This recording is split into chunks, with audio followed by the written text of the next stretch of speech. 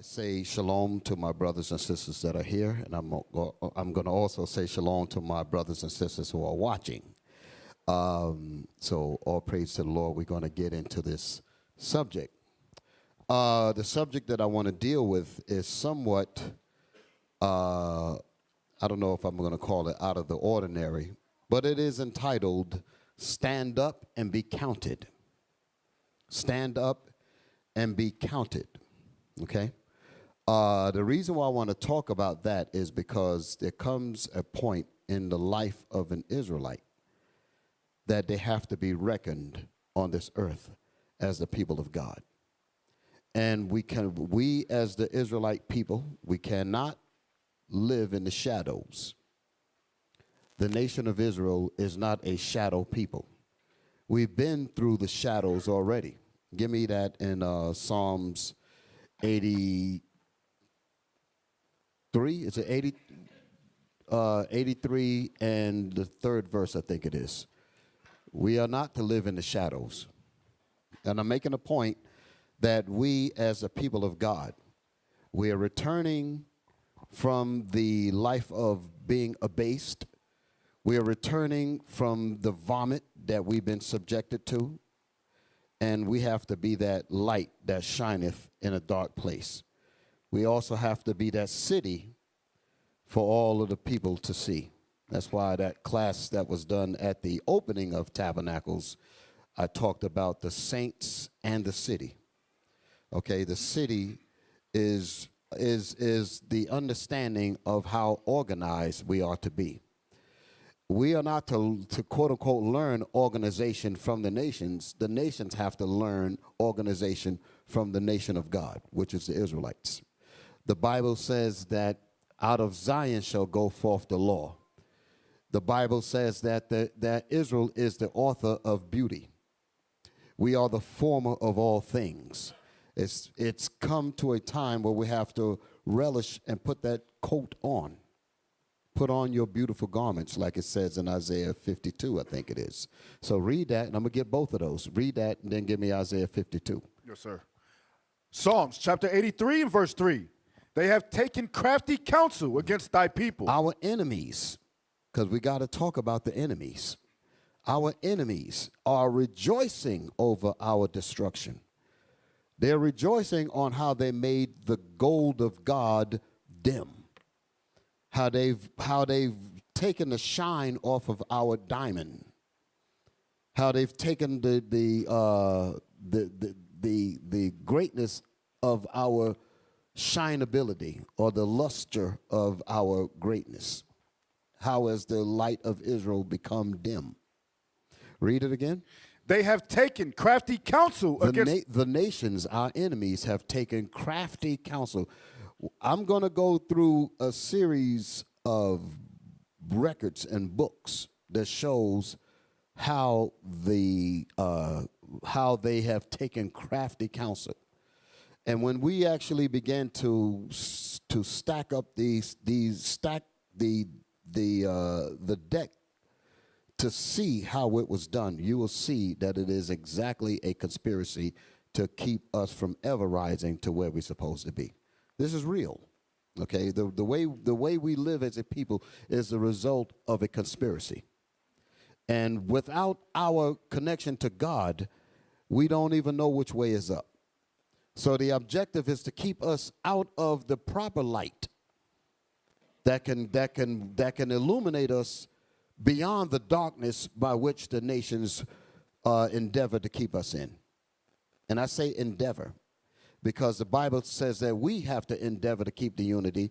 But so while we're trying to learn what that's all about, all of the nations together have endeavored, meaning that it is a continuous effort to keep us on the bottom. The first thing in realizing and overcoming oppression, overcoming a detriment, overcoming slavery, mental slavery, is to first understand where you are. We have to understand where we are as a people, understand what it is, and then have the vision beyond it to get out of it. In order for us to get out of it, we have to have the right light. Can't have a Bud Light. Can't have a spotlight. Can't have a match light. You got to have the right light, the commandments. Y'all all right? Yes, sir. So read that again. Psalms chapter 83 and verse 3. They have taken crafty counsel against thy people. The nations have taken crafty counsel against the nation of Israel. Come on. And consulted against thy hidden ones. And they have consulted. So there's consultation. When you think about consultation, that means people sit down and have discussions. Consultation, when you talk about seeking a consultant to get something done, you're seeking experts. I need a consultant to figure out how to set up my IT apparatus or whatever, or to deal with this thing or to deal with that. And I call in a consultant. And the consultant is an expert.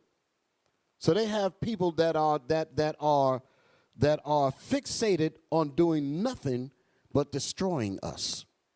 And those people have been called to the table. That's part of their endeavoring. They endeavor by seeking those witches, so you can understand, those warlocks, to sit down and say, we need to come up with a plan to make sure that the name of Israel never get back into the memory of the people of God.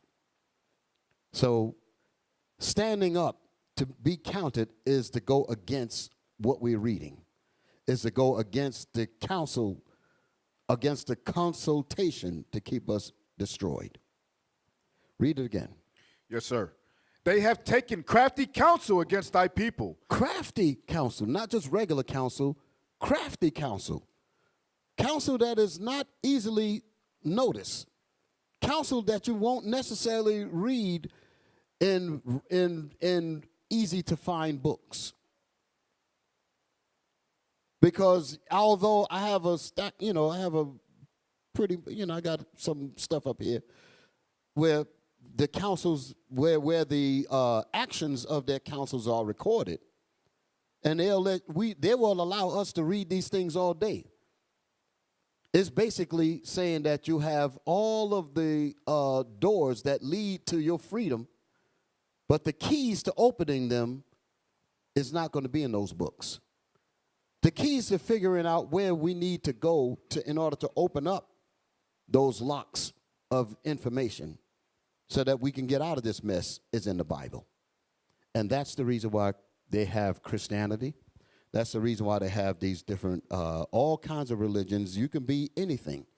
You can say your nationality is a fish, bat, and a goat, all three. And you can get protection. You can say you're LGBTQZY, whatever. You can say my babies are not babies, they're babies. And there's laws to protect that. But if you say you're an Israelite, all of a sudden you're deemed a terrorist. Can you dig it?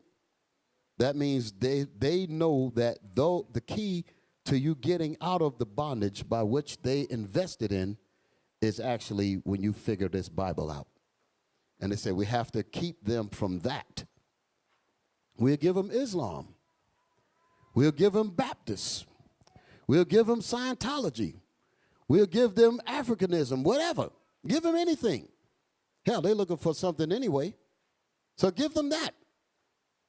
And even though, like I said a long time ago, I was looking for the proper liquid to quench my thirst for the answers that would solve the questions in my mind about why is it that we're suffering the way we're suffering. And I went through a myriad of different things. Africanism, Islam, I went through those. I studied those things a little bit. And although they were wet, because it poured a little bit of understanding here and there, they were wet, but they did not quench my thirst. When my thirst needs to be quenched, don't give me soda. That's not going to quench my thirst. I have to have that clean glass of water. That's where the thirst gets cleaned up. And that's what the Bible did. So once I got to the Bible, I realized I hid it. And that's the reason why I didn't look no further past the Bible. That was 30 years ago, 31 years ago. I didn't need to look past this no more. I figured this is it. I got it. This is how I'm rolling. Y'all all right? But the enemies don't want us to have this. So they'll give you anything. Read that again. Psalms chapter 83, verse 3. Now, remember these points that I'm making, and I'm saying a lot. And as the class go on, when I start bringing up certain things, try to reverberate in your mind. Try to, the light to come on. You know how we do. These connections will be made. So as we go through these lessons, you will begin to remember certain things that were said in the opening. Read it again. They have taken crafty counsel against thy people. They, the nations, have taken crafty counsel against the people of God. Come on. And consulted against thy hidden ones. And they have consulted against thy hidden ones. That's the part that I wanted. Hidden ones. So when I was making a point about us standing up, we can no longer really live as hidden people. We cannot live in the shadows. That's the point I was making. Can't live in the shadows. God's people was meant to be on the hilltop. God's people, the scriptures say that you don't light a candle and put it underneath a bushel. You put it on the top for the whole world to see. Y'all dig it? That's what Christ said. So we are not to be hidden. But as you can see, our enemies don't want us to be illuminated. They don't want us to be seen. They don't want us to enjoy each other's company. They don't want us to have that umbrella, that atmosphere of righteousness. They don't want us to have that, because the more that we attain to righteousness, the closer our God gets to us. And the closer our God gets to us, the quicker and the more certain the kingdom is coming.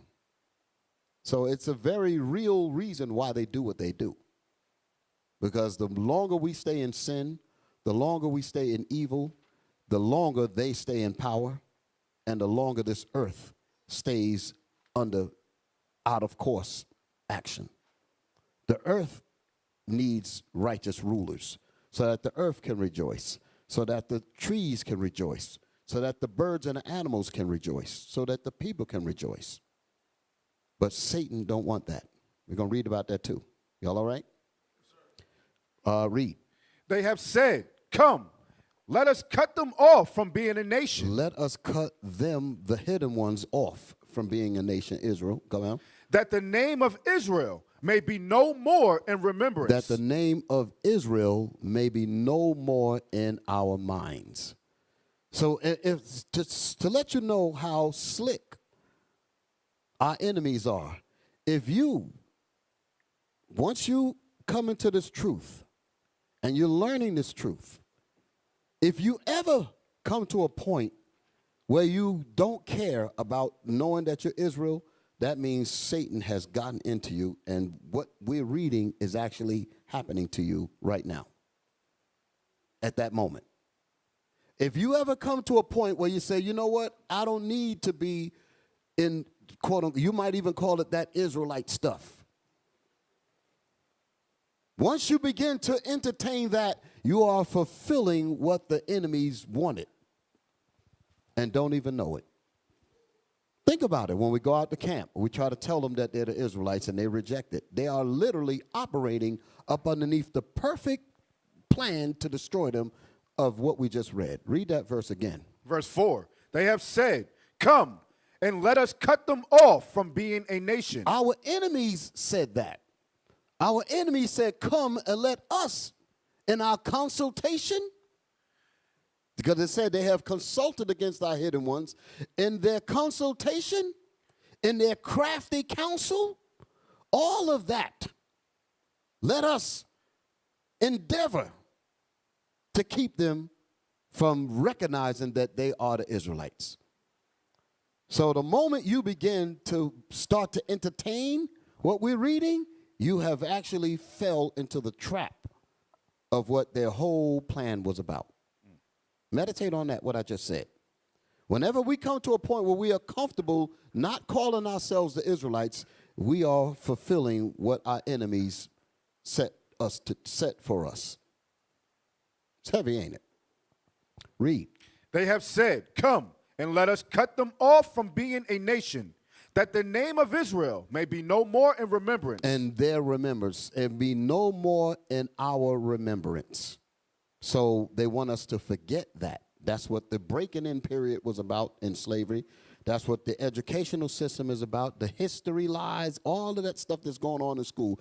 Television, false media, false imagery, religion, you name it. It's all designed to keep us baffled, keep us in a sense of obscurity, confusion, like balls floating around in a vacuum, not knowing where we're supposed to be. That's the confusion that our enemies want us to stay in. And whenever we find ourselves comfortable in that, instead of being what God actually made us, and we relegate ourselves to the shadows, we embrace being hidden. That's when we have lost it. But it is the job of those who are still enlightened to have a reaching hand to reach your brothers and sisters. Even if you see that they're near slipped, reach out to them. Bring those brothers back home. Bring those sisters back home. Y'all all right? Yes, sir. That's what we as men supposed to do. That's what we as women supposed to do. When we see our brothers and sisters waning a little bit, don't let them fall, because had that been you, you would want somebody to rescue you. Y'all all right? What was the other scripture that I asked for? Isaiah 52. Yes. What's the beautiful garments? Yes, read it. Isaiah chapter 52 and verse 1. Awake, awake. Yes. Put on thy I strength. needed that right there. Awake, awake. Put on thy strength, O hidden ones. Put on thy strength, O thou sleepeth. Put on thy strength, those who have been the victim of the nation's conspiracy. Put on thy strength. Wake up. Go to Romans 13 and 11. I'm still talking about being hidden, and it's time for us to come from the shadows. Romans chapter 13 and verse 11. And that knowing the time. And that, knowing the time, go ahead. That now it is high time. That today it is high time. To Hold awake. it. High time means that the sun is straight up in the sky. It's noontime. Are we supposed to still be in the bed sleeping when it's noontime? There's a reason why the Bible is using that word there. It's saying that we should have been awake. He didn't say, for it is 6 in the morning. It said it is high time that you should awake out of sleep, because we've been put to sleep by our enemies. The Lord said the punishment of Israel. Give me Lamentation. I know I got you running in a few spots, so hold those two that you got for me. Yes, Isaiah, Romans, and I need Lamentations 4:21 and 22. Because it's time for us to stand up and be counted. But there is a war in doing that. Y'all all right? There's a war. There's a war. It's a spiritual war. And the spiritual war is much greater than a physical war. And I know people don't really understand that. But I could just say something to easily make it easier to understand. A spiritual war, if you can indoctrinate a whole people to hate themselves, you do not have to lift up a gun. You do not have to lift up anything. You could just say, let them be. Because our spirits have been turned around to actually hate each other. Can you dig it? Read. You got it for me? Yes, sir. Come on. Lamentations chapter 4, verse 21. Rejoice and be glad, O daughter of Edom, that dwellest in the land of Uz. The cup also shall pass through unto thee. The cup of destruction, the cup of captivity, the cup of castration, the cup of lynchings, the cup that was dished out to us is going to be dished out to them.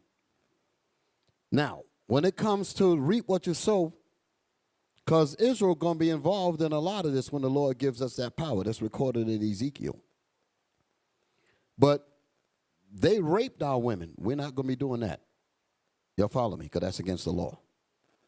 Okay, they raped our women, but the nations are going, their wives shall be ravished. And it's talking about the nations are going to rape and go crazy on Esau. Okay? The Most High means that we're going to stay in righteousness. Whatever judgments and whatever levels of punishment that the Lord said that we're going to levy against the nations for what they did to us is all going to be in righteousness. The Lord said, let a two-edged sword be in their hand. He said, let the high praises of God be in our mouth and a two-edged sword in our hand to execute vengeance upon the nations. That's going to be in righteousness. That sword is the same thing as that rod of iron in the book of Revelation. And he said, and you shall break the nations with a rod of iron, because they're going to be resistant to keeping the commandments of the Most High. Esau is going to get wiped out. When this whole thing go down and it's over with, he's going to be gone. There's going to be no more of him, period. That's going to be a hell of a time, ain't it? The nations is going to be here. But Esau, once his job is completely finished, even in their own records, they said, for she is the only neighbor of the Israelites, meaning Edom, Esau, who was not given any promise of mercy from God. So that means every last one of them, like the book of Obadiah said, and there shall not be any remaining of the house of Esau, for the Lord hath spoken it. So there's no getting out of that.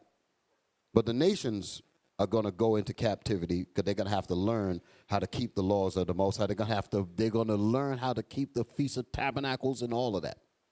They're going to learn these laws because that's the way it was supposed to be from the beginning. When we fell from that, the Lord said, okay, since you don't want to follow me, I'm going to put you under your enemies until you learn. And when you learn and you're ready to obey, then I bring you out of it and I'll put you back in your seat where you belong. And a lot of us, 2/3 of us are so brainwashed, we're never going to make it back. So 2/3 of our people will be destroyed. That's a scary situation, ain't it? They're going to be destroyed. And when I say destroyed, they are not coming back. When they get destroyed, they are done.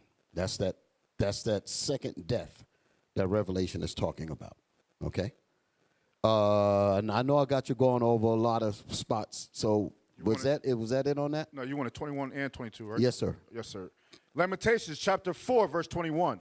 Rejoice and be glad, O daughter of Edom, that dwellest in the land of Uz. That dwelleth in the land of Uz. Come on. The cup also shall pass through unto thee. The cup of trembling, the cup of fear, the cup of destruction, the cup of loss of children, the cup of being bereaved of your family, the cup of having your wives taken away from you, having your husbands killed.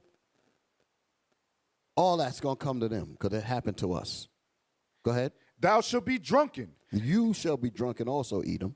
Go ahead. And shall make thyself naked. And you will be brought down naked, meaning everybody going to know your shame. They're going to know all about him. As this world continues to move on, the wicked will be revealed for exactly for what he is, and the whole earth is going to turn against him.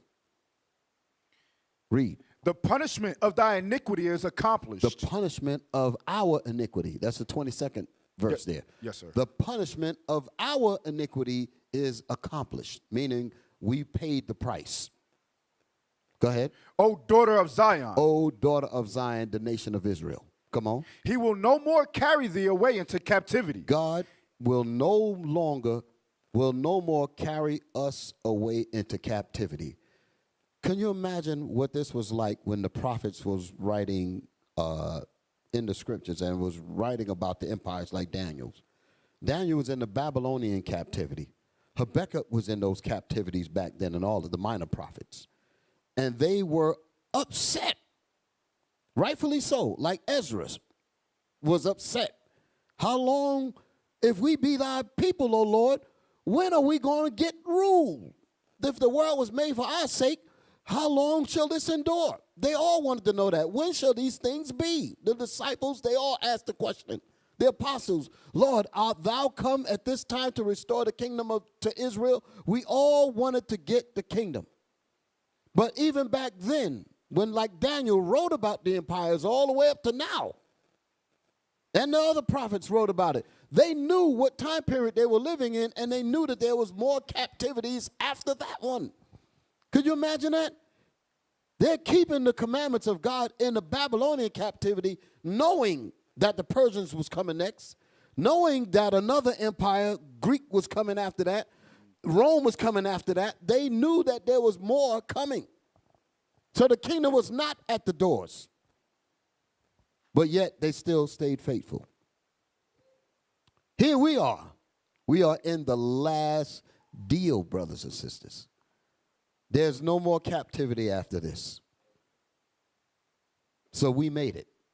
Yes, we were those spirits back there during the time of Babylon and during the time of Persia. I want to say that's another subject. But I actually, somewhere along this lesson, I'm going to show you all that we've been here many times. And we are here again. Like I said, just to make it easy to understand with just one verse. When Moses said, and the Lord shall bring thee into Egypt again with ships.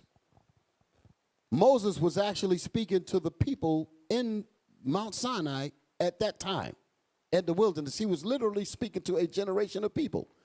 Everybody in here knows that none of the people that Moses literally spoke to at that time went into captivity on ships. Can I get a witness? So how did that come to pass? They were going to come back generations later. Because Moses didn't say your sons will go into captivity. He said, and the Lord shall bring you. That's what thee means, T-H-E-E. And the Lord shall bring thee into Egypt again with ships. So it literally meant that. So when that generation was on the scene in the 1600s, the 1400s, that's when Moses' words came to pass. The other parts of the prophecies where Moses talked about the siege that was going to happen to us.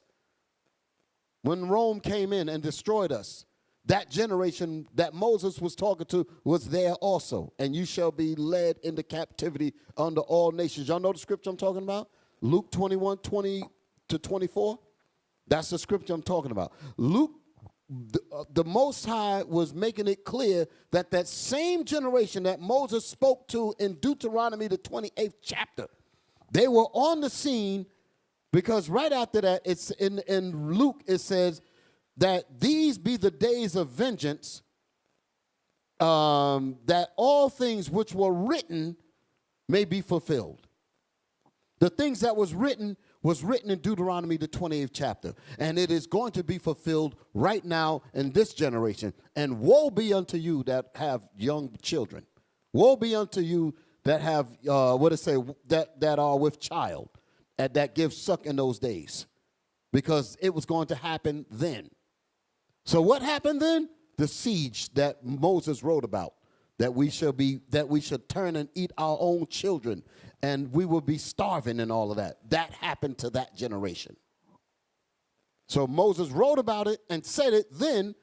That generation that Moses was speaking to didn't experience any of that. They just died in the wilderness. The only two that came out of that was Caleb and Joshua. Everybody else died. So according to Christianity, you would figure that, oh, no, that didn't happen. Yes, it did happen. They came back generations. The scriptures talk about that in the third and the fourth generation, they'll be back on this earth. That's why he said he would visit the sins of the fathers upon the children's children until the third and the fourth generation. Because the third and the fourth generation is your great-grandchildren and your great-grandchildren, which is you. That's how that works. So when you come back, you're going to fulfill what was said when you was on the earth before. Y'all all right? Yes, sir. That's a little deep, but I can cover that. You know, don't want anyone to go and fall off the horse. I just wanted to give it to you on a simple level, okay? So the common sense is that when Moses said, and the Lord shall bring thee, he literally meant them. So I said all of that because when we was in the captivities in the Persia, when we was in the captivity in Babylon, captivity in the Persia, Greece, and Rome, that was us coming back in all those captivities, all the way up to now. Now the Bible says what in that Lamentations? Lamentations chapter 4, verse 22.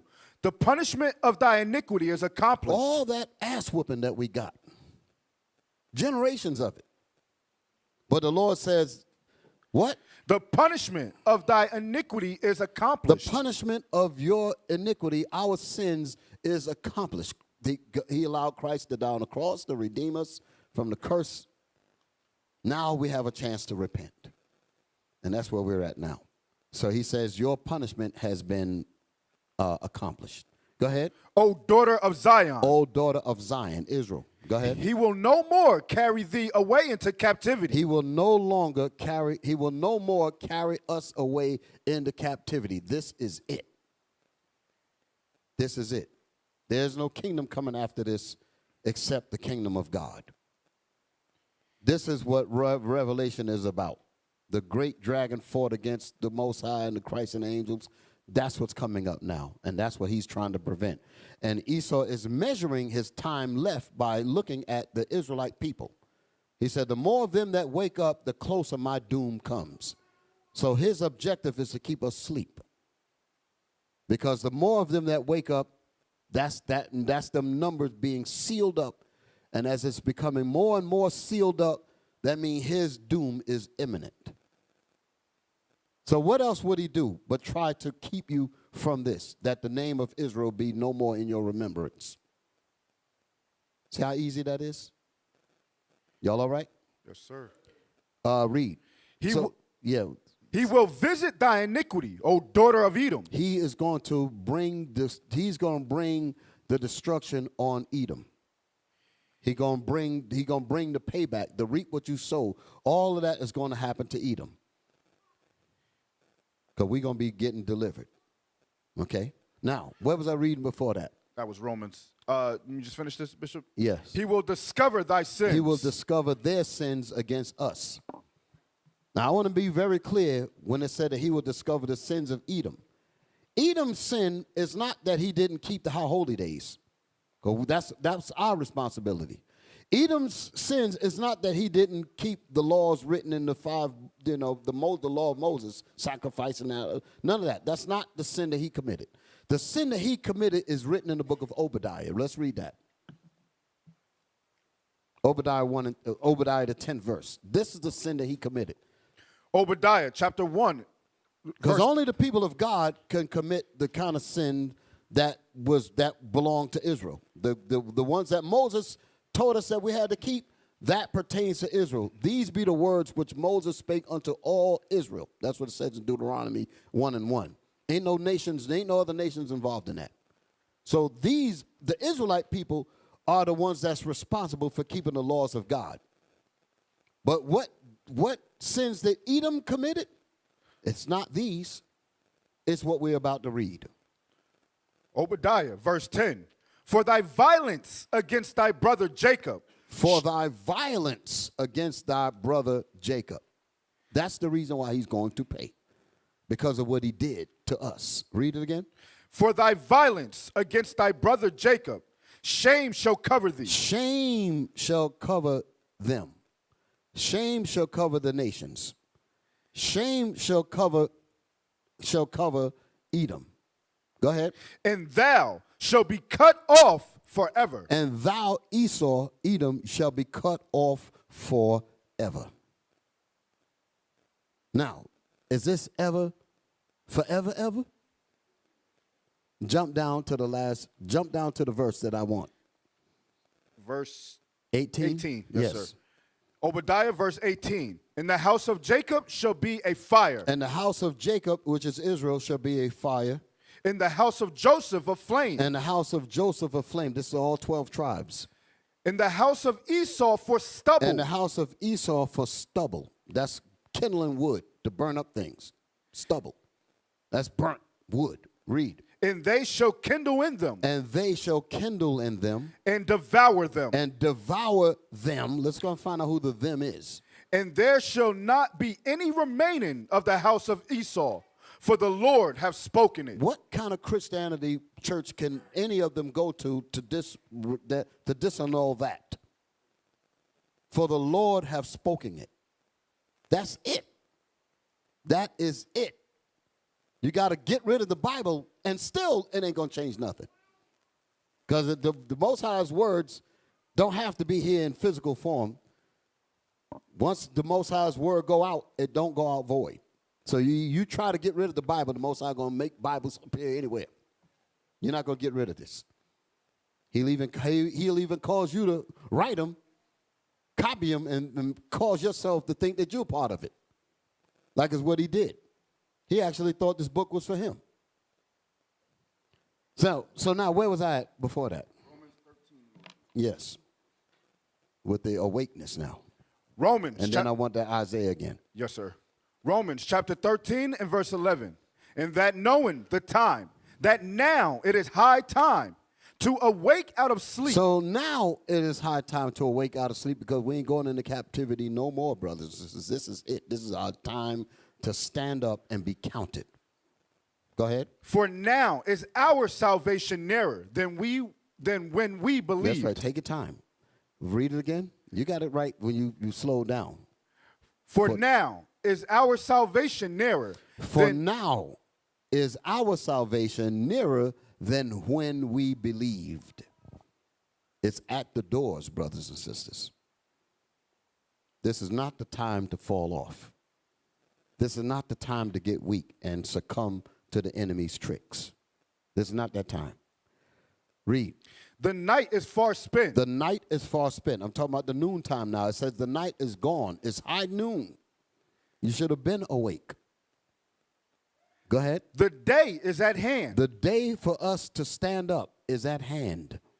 Let us therefore cast off the works of darkness. Let us therefore, because of our awakening, let us get rid of sin. Let us get rid of evil. Let us get rid of backbiting and lust and temptations of all kinds of filth.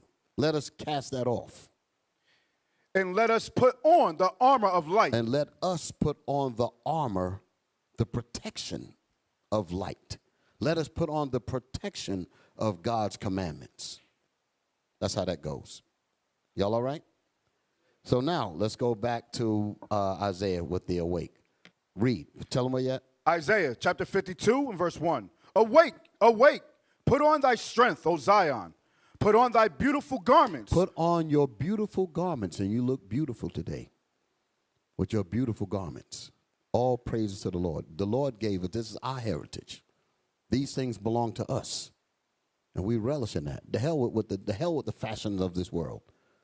We relish in what God gave us. Let Israel rejoice in him that made him.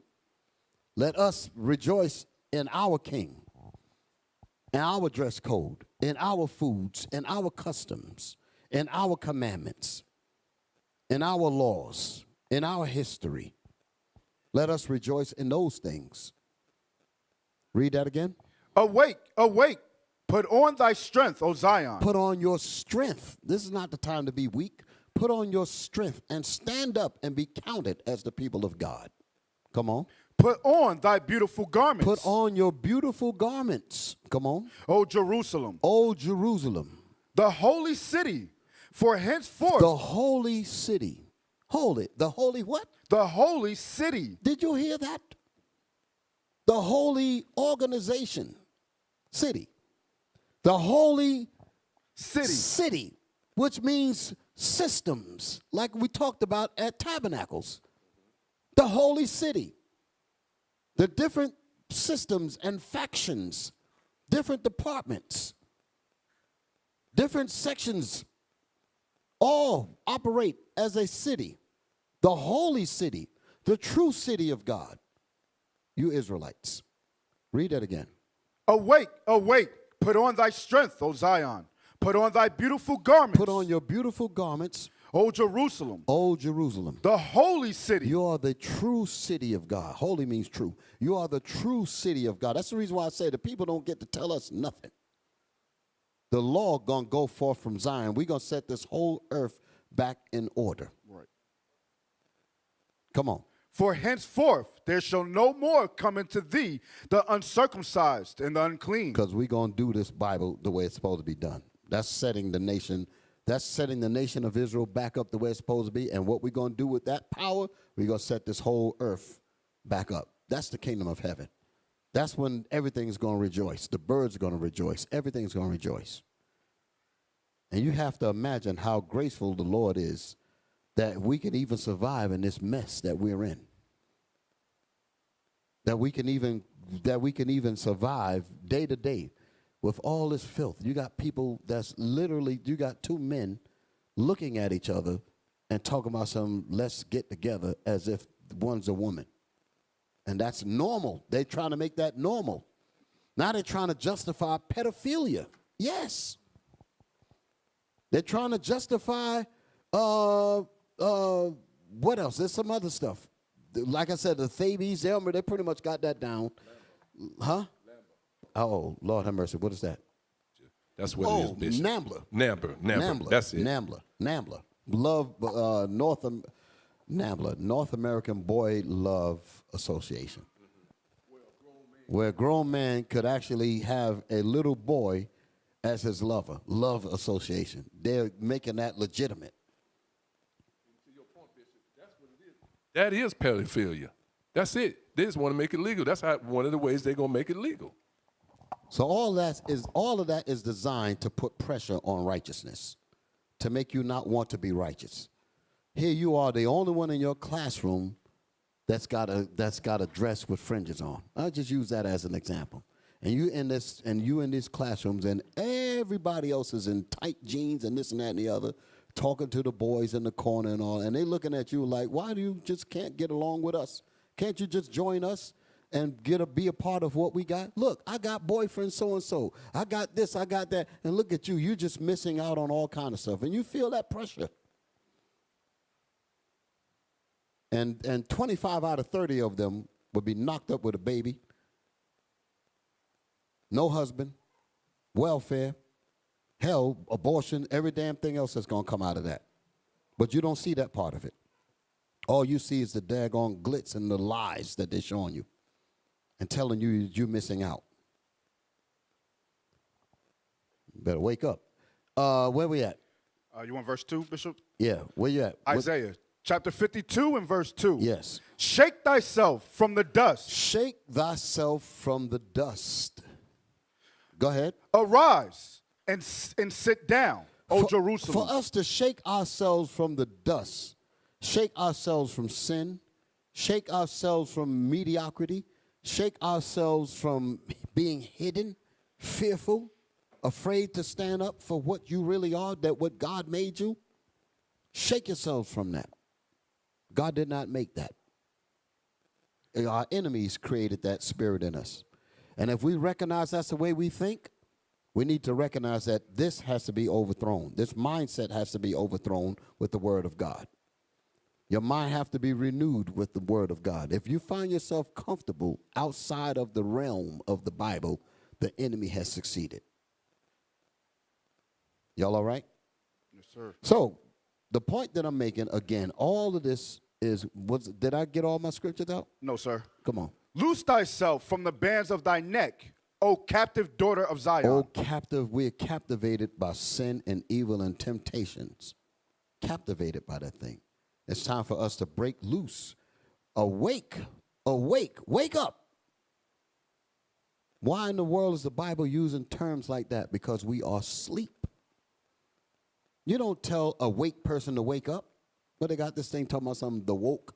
They got this woke movement. Them people ain't woke at all. Dead as hell. But the real woke is what we're talking about. To wake up means to be illuminated with God's laws.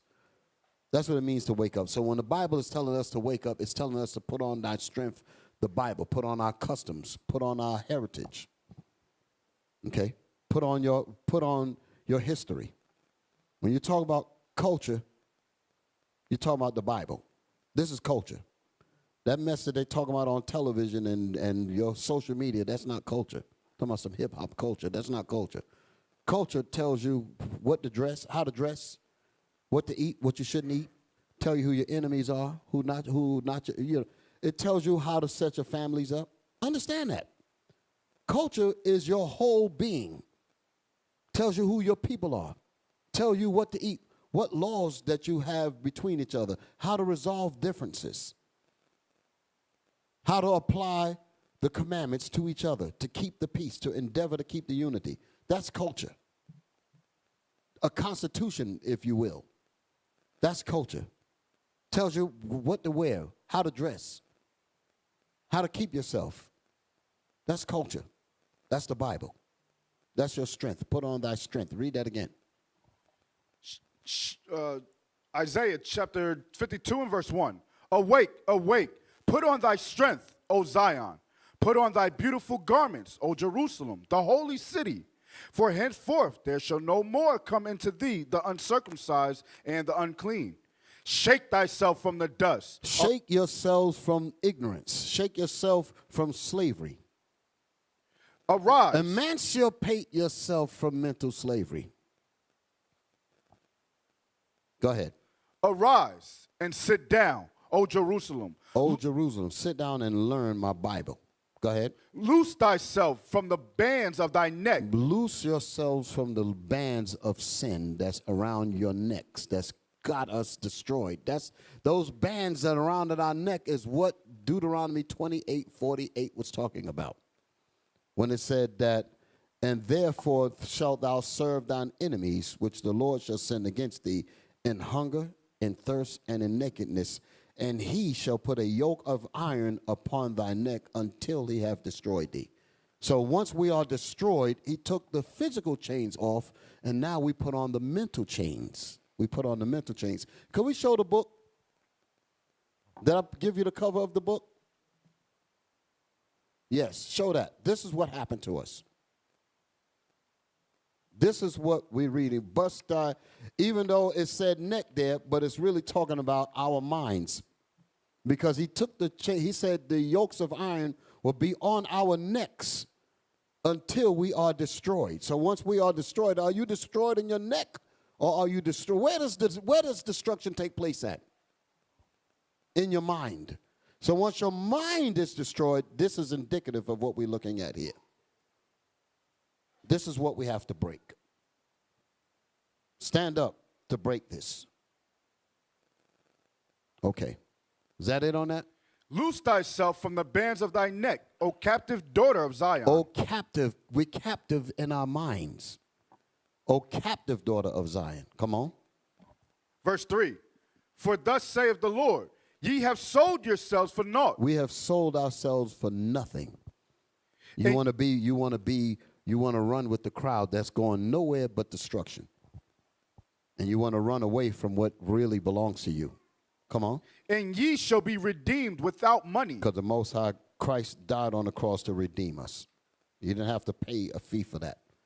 Okay, now let's go now. So that's it. I got all my scriptures, all right, for the moment. Yes, all praise to the Lord. So now I'm talking about us standing up and being counted. A while ago, I did a class called The Vision Beyond Obscured Eyes, right? I'm trying to remember the full title. And that class was about us having vision beyond the trickery.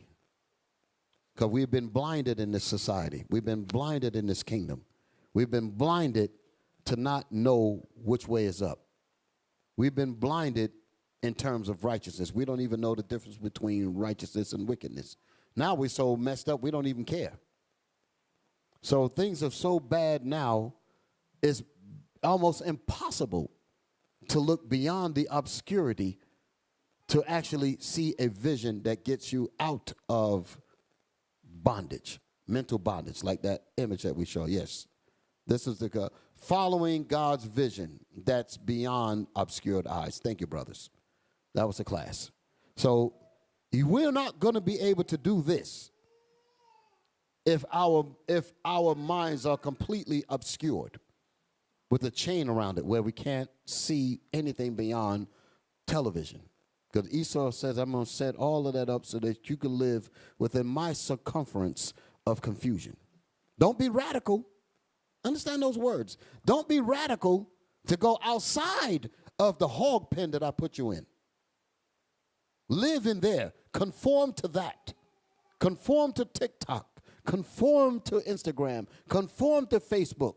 Stay within the realm of the evil that I've shaped for you. Don't look beyond that.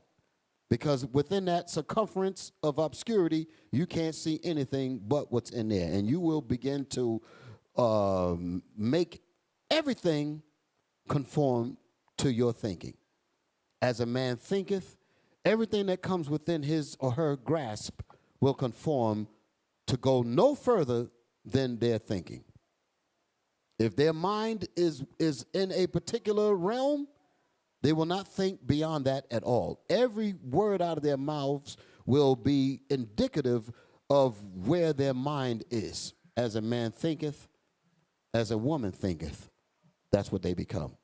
So once your enemies shape your reality, everything that you do is going to fit within that definition. And whenever you act outside of that, and those that put you in the box notice that you're operating outside the box, they say you're a radical, you're an extremist, you're a troublemaker. Who learned your mem? How did you get that? Who raised you? What school did you go to? This happened to me. What country were you born in? How did you get to know these things? And my schools was set up by me to not allow you to think beyond what I shaped them to train you for. And here you are operating outside of my guidelines. Who have you been talking to? You're radical. Some stuff, ain't it? Where we at?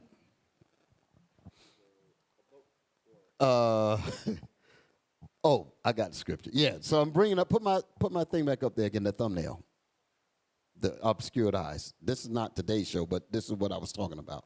So it is about us following God's vision that is beyond obscured eyes. But if our enemies are you can take it off. If our enemies are hell-bent, and I use that word seriously, are hell-bent on making sure that our eyes stay obscured, we can never see a vision beyond the circumference of having us intellectually trapped into thinking in the box and not outside of the box. Y'all all right? Yes, sir. Okay. Now, like I said, our eyes today have been distorted through the lenses of obscurity. I'm dealing with stand up and be counted. Put that thumbnail up there so that they'll know what we're dealing with. This is the actual title. This is what we're dealing with today, and I'm getting ready to go into it. Okay? Stand up and be counted. Okay, this is what we're dealing with today, brothers and sisters. Okay, this is what we're talking about. So now, give me the book of the Wisdom of Solomon, chapter 4, verse 12. Because again, we're at the cusp of standing up on our own. We're on the cusp of standing up to be counted as the people of God. We're on the cusp of being that city, that beam of light that shineth in the dark places, what you was bringing out, Captain. You want to go ahead and bring that out? And bring that out now. In Peter's, right? Oh, the one in Psalms. Yes, read that. Mm-hmm. Yes, let's get that. Psalms 83 started verse 23. I'm sorry. 83, 23, verse 3. Psalms chapter 23 and verse 3. He restoreth my soul. You know, Bishop was bringing that out earlier. He said that we done went through it. He's telling us that we've been laboring. This is it. Read on. He leadeth me in the paths of righteousness. Now we understand who we are. That's what he was telling us. Stand. We're standing in righteousness. We're standing who we are. We're standing vindicated the people that we know who we are today. Read on. He leadeth me in the paths of righteousness. And that's the path that we on, as to gather in the 12, as to bring our people home through righteousness, showing them that they have a great history. And when we do that, we're showing them that we can become great parents. We can become great leaders in our communities. We can become great fathers and mothers and have wonderful children. Read on. For his name's sake. To bring him glory. I was reminded when Bishop was doing the class, it came to me what it said about Moses. He said that, I'm paraphrasing, but he said that my people may come and worship me. And that's our calling, that we have to go back before the Lord. Read on. Yea, though I walk through the valley of the shadow of death. And that's what's here. And Bishop was saying something a while ago. He was talking about, using in the pig slop, but then he began to name different things like TikTok and other different vices that he was bringing out. We still in the pig slop. We still is not out. We still yet in the depth of darkness. Read on. I will fear no evil, for thou art with me. The Most High is with us now, Israel. We have the Most High on our side. That's our strength. All of our help coming from the Lord. Read on. Thy rod and thy staff, they comfort me. And that takes me back to Bishop's point. That's all we need to do is stand with the Most High. Stand with the prophets of God, and we're going to be okay. That's all I had, Bishop. All praise to the Most High. So, yes, that's what we got to do. We have to stand on the Lord. Wisdom of Solomon. We're going to read chapter 4.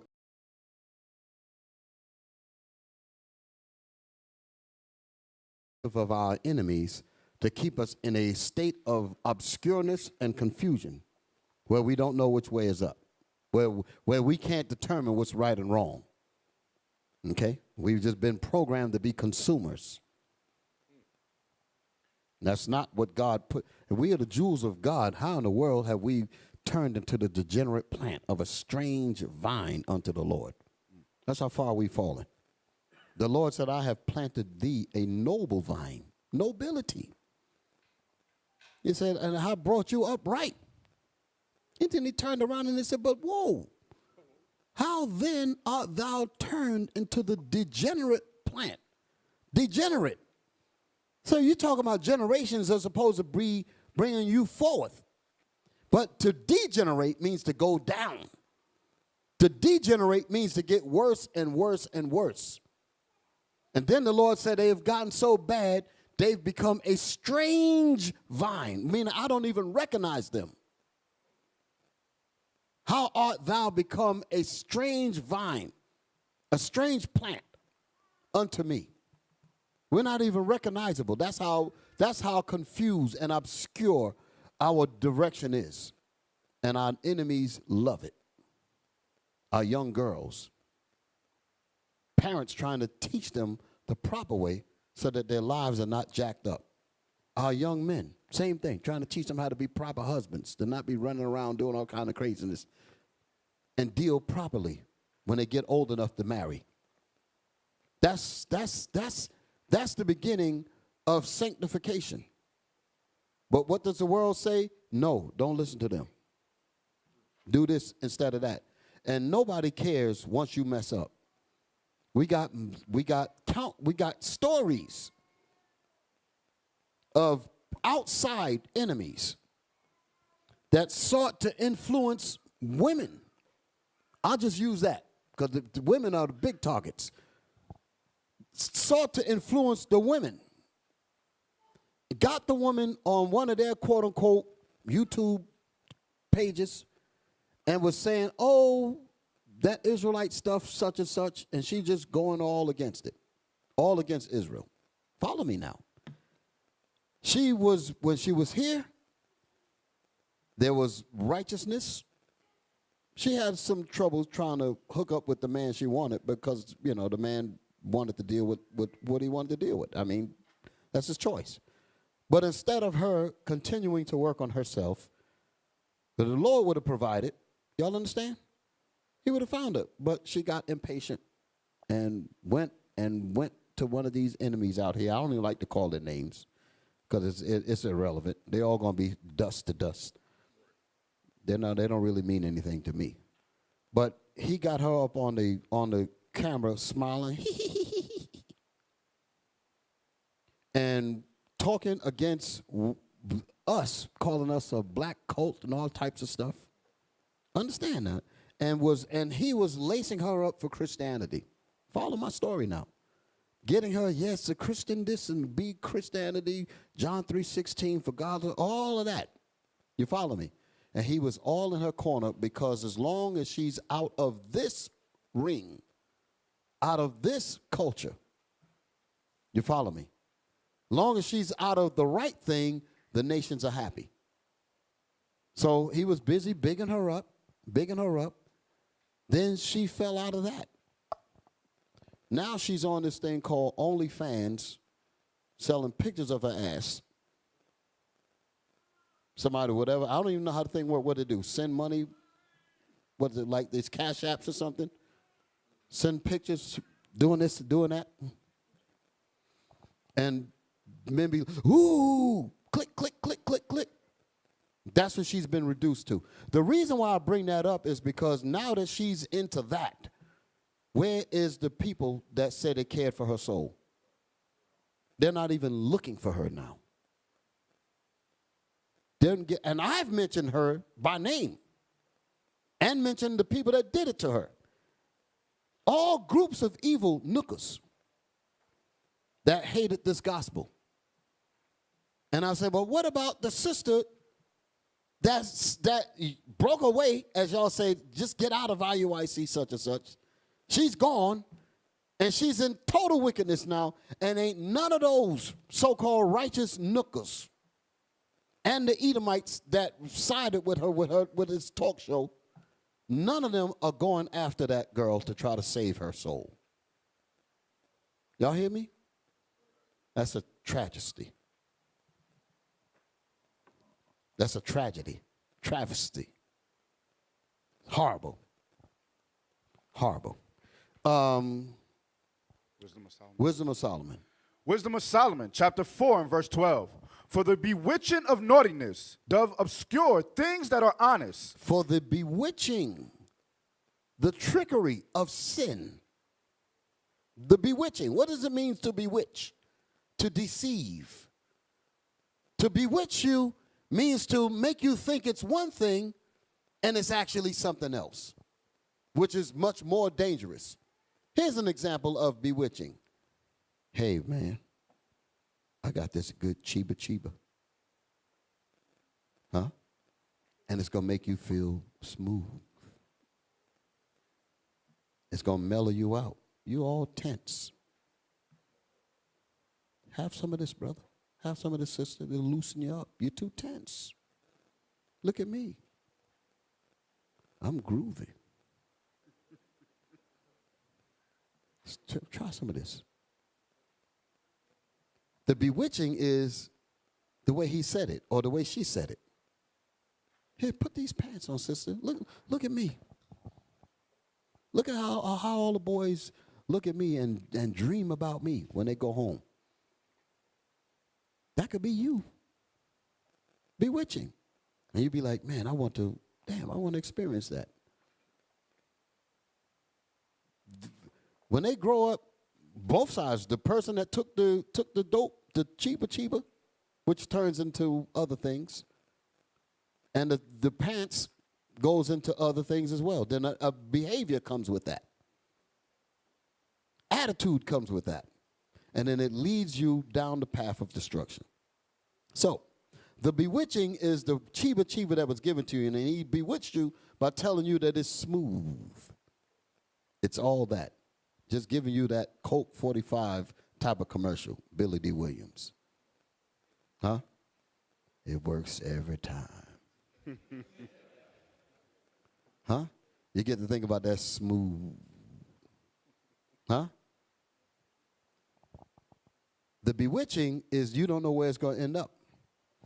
Now you're an alcoholic. Now you can't keep a job. Now your family left you.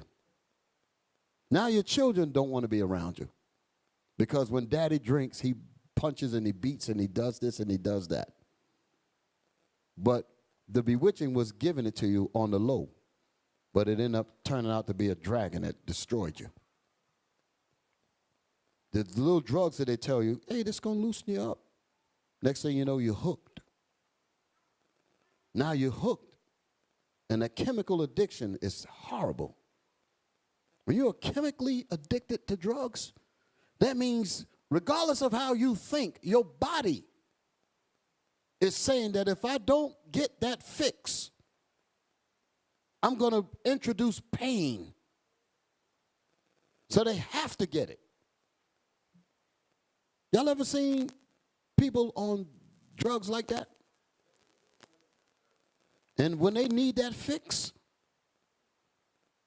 do you think that it started out that way? They were pure in the beginning, and somebody say, hey, bro, got that cheaper? Huh? And slid it to him.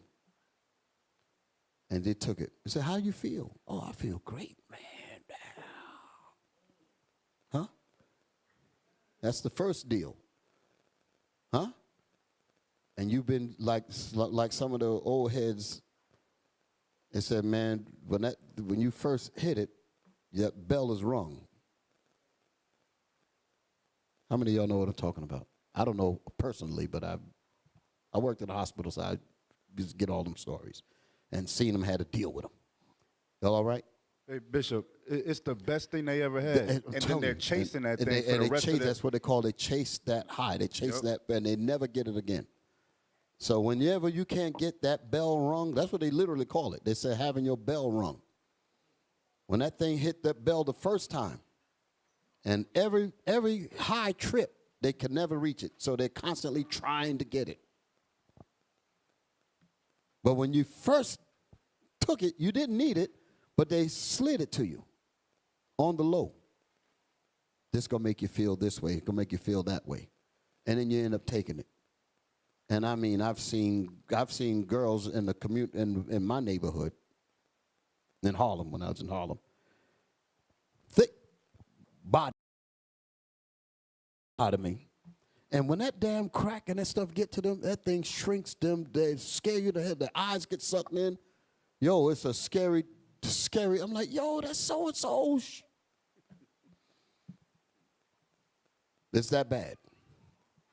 And that's just one faction. But all sin and evil has the same path to lead you to destruction. Don't play with it. Don't play with it. Read. Wisdom of Solomon, chapter 4, and verse 12. For the bewitching of naughtiness doth obscure things that are honest. So the bewitching, the trickery of sin, it obscures, makes it unclear, makes the Bible, that's the things that are honest, the Bible. The Bible becomes unclear once you start dabbling in sin. Now all of a sudden you can't understand what we're talking about. Brothers and sisters will come to a brother or another sister that's on the verge of falling out the truth.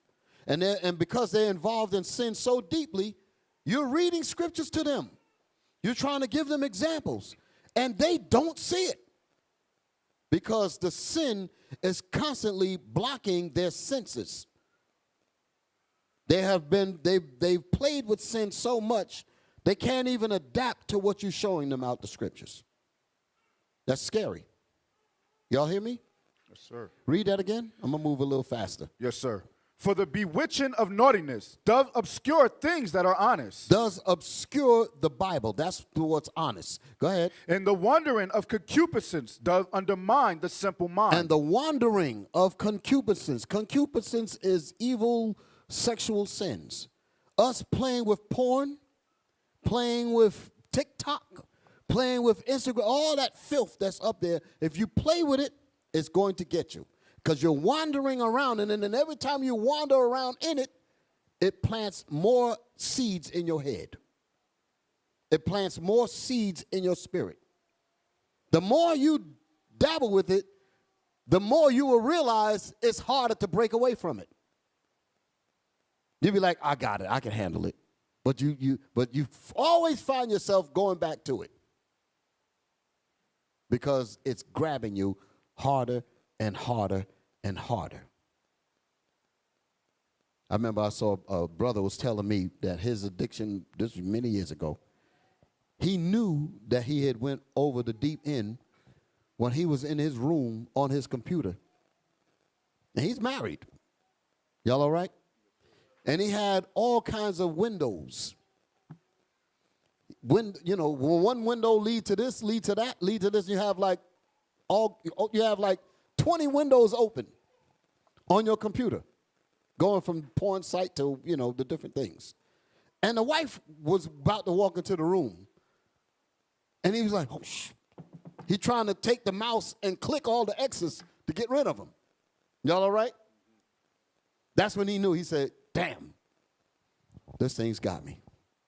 It took that for him to realize that he was being sucked in. He said, I got 20, I'm up there trying to click out 20 boxes of filth. But notice, before she walked in, he was deep in it. You follow me? Without thinking about nothing, the world outside disappeared. I'm encapsulated in this thing. It's me and my computer. And we got it going on. But all of a sudden, boom, the door clicked. Or walks into the room, and all of a sudden, you get a glimmer of sense, like, oh, but I ain't even supposed to be doing this. And you find yourself clicking, trying to get rid of all those X's. And while you're doing that, you realize, you see how sick you are at that moment. But that doesn't happen to everybody. Sometimes nobody gets to walk into the room. Sometimes you fully in it, and it will just completely take you out. Y'all hear me? So it says, and the wandering of concupiscence doth undermine the simple mind, the mind that's not studying, the mind that don't communicate with their brothers, the mind that doesn't communicate with their sisters, the mind that doesn't study, the mind that doesn't get together. Let's study, let's get together, let's do this, let's do that. That sensual, these are they that separate themselves kind of mind. I'm alone, I'm going to do my own thing. That's the kind of mind that gets trapped in stuff like this. Being your brother's keeper is about keeping our brothers and sisters from falling into these temptations here.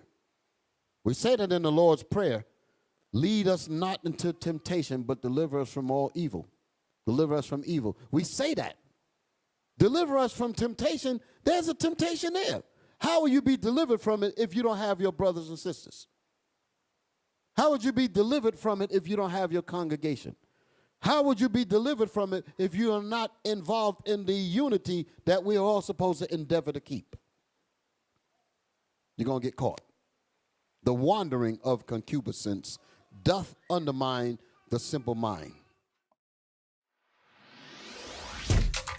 Shalom, Israel. This is Bishop Nathaniel. I want you to know that you can view all our Sabbath classes live on IUIC TV. That's right, I said on IUIC TV. Download the app today. Shalom. Give me Thessalonians, 2 Thessalonians, because I'm still dealing with bewitching of naughtiness, and the wandering of concupiscence. Is it written in another part of the Bible? Yes. 2 Thessalonians 2 and verse 10.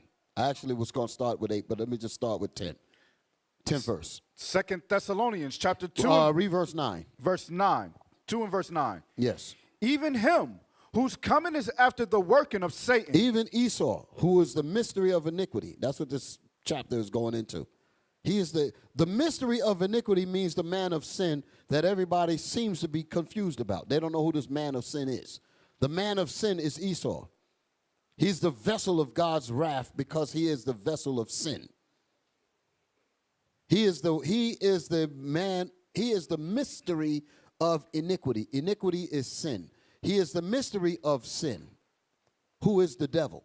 He gonna write movies talking about Omen and the final conflict. These different demon movies, the good son and the evil boy or whatever, these different movies that they got. With the little white boys running around with 3 6s in their head and all that. And you think that's the only Satan. No.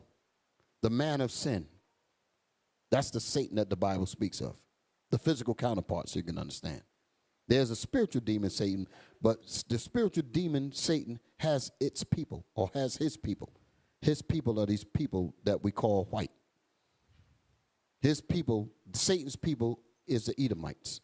And the Edomites, or the children of Esau, will influence black, Hispanics, all of us to join in on his team to bring more wickedness into this earth, to oppress the righteous. So the people in your classroom that look just like you will be agents of Satan. People that's sitting in the congregation that look just like you will be agents of Satan, will be agents of the man of sin, the mystery of iniquity. We have to be on guard all fronts so that we can endure and get the kingdom. Read. Even him whose coming is after the working of Satan, with all power and signs and lying wonders, and with all deceivableness. With all powers and lying wonders. That's that technology. That's them videos. That's the music. That's the movies. That's all levels of quote-unquote entertainment, which capsulate your brain into evil and sin. And you wander in that concupiscence, and it undermines the simple mind, the mind that don't study. Read. And with all deceivableness of unrighteousness. And with all deceivableness of unrighteousness. In them that perish. In them that die. Go ahead. Because they receive not the love of the truth. Because they receive not the love of God's commandments, because they were bewitched. Go ahead. That they might be saved. That they might be saved. So the only way that you're going to be saved is not to allow yourselves to be bewitched of naughtiness, and stay away from wandering of concupiscence, and furthermore, stay away from being deceived of sin. That's what the deceivableness of unrighteousness is talking about. Deceivableness means deceit, and unrighteousness is sin. The Bible says, and with all deceivableness of unrighteousness in them that perish. Why? Because they receive not the love of the truth of the commandments, that they might be saved. So we have to be vigilant and stand up against this. Standing up. And there's a whole society that's trying to keep us bewitched, trying to keep us deceived, and trying to keep us wandering in concupiscence and unrighteousness and naughtiness. We have to understand that. We have to be ready to put on our armor of light, like the scriptures say. Let us put on our armor of light. Armor is clothes or protective wear for you to fight against the fiery darts of the devil. That's in Ephesians. We have to fight against spiritual wickedness in high places. That's what this is talking about with all power and lying wonders. That's wickedness in high places. That's what's working on you, on your cell phones, on your computers, and the conversations on your jobs, all of that. All of that is wickedness from high places that's designed to keep your mind in evil and wickedness and sin. Oftentimes, me and Deacon Asaph, we used to work together in New York at the hospital. And when we go to lunch, there would be others that would come in, and all they want to do is talk about filth. Naked this, girls behind that, basketball, football, baseball. I said, man, where's the conversation for grown men? Me and Asaph would get up and go to another section and read the scriptures. Then a nook will come in behind us. What? Y'all reading the Bible? Man, y'all need some Hennessy. Negro said that. Y'all dudes reading the Bible? Man, y'all need some Hennessy. Huh? Now, some weak-minded persons will feel embarrassed because someone said that. Damn, man, he caught us reading the Bible. He going to tell somebody that we're reading the Bible. And they're going to look at us like we're strange. Well, the scriptures talk about that too. Count it not. Don't worry about that. Stay here. Because there's a kingdom coming for those who are steadfast in this gospel. Now, give me Wisdom of Solomon. Wisdom of Solomon 5, verse 4. So what am I bringing out? I wanted to just reflect real quick about, like I said, I'm going to be mentioning things that's going to take us back to stuff that I said earlier. I was making the point that it's time for us to stand up and be counted. I'm making the point that the nations and our enemies don't want us to stand up They want us to take a regressive stance and lean back and not stand up as men and women to illuminate who we really are. They want us to remain hidden. They want us to play the background. So that's why I was reading that in Psalms. They have consulted against our hidden ones. So the lesson that we're talking about is for us to stand outside of that.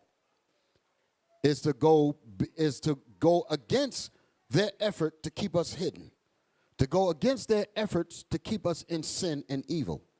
We have to stand against that. The scriptures say, who will rise up for me against the evildoers? That's the spirit that we have to come with. Okay? So what am I dealing with? Wisdom of Solomon, chapter 5 and verse 4. So we're talking about us standing up and being counted because we are the people of God. Read. We fools accounted his life madness. We fools accounted, the fools are all of the enemies of Israel. Rather, it's including the nations, and it's also including the wicked of our people, the one that want to give you the drugs. Hey, man, try some of this.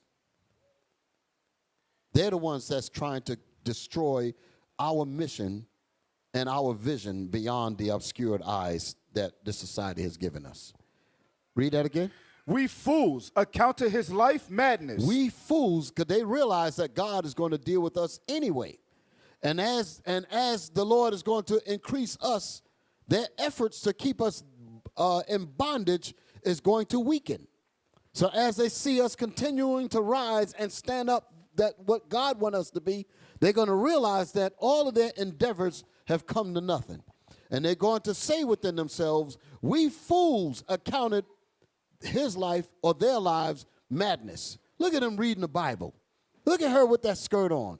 Look at him with them fringes. Look at him talking about he don't want to go out and on Friday night and just got paid. No. Look at what you're missing. So-and-so has been asking about you. Her butt is even bigger this year. Somebody might say that to you. You be like, so? I said, what the hell's wrong with you? You done turned gay? And then you feel like, oh, man, damn, why you want to say that? Y'all feel me? Temptations. Read. We fools accounted his life madness. We fools, with all of the work that we tried to use to bring them back into sin, with all of the wandering of concupiscence that we tried to put in their way, with the deceit of sin, with the bewitching of naughtiness, all of these things we tried and we failed. And because we failed, we say to ourselves, meaning our enemies, they say what? And his He end, said, we fools accounted his life madness. They accounted our lives as madness. Go ahead. And his end to be without honor. And they counted our end to be without honor. They figured that we're not going to get honor from being steadfast in this gospel. Go ahead. How is he numbered among the children of God? How is he and she numbered among the children of God? Stand up and be counted.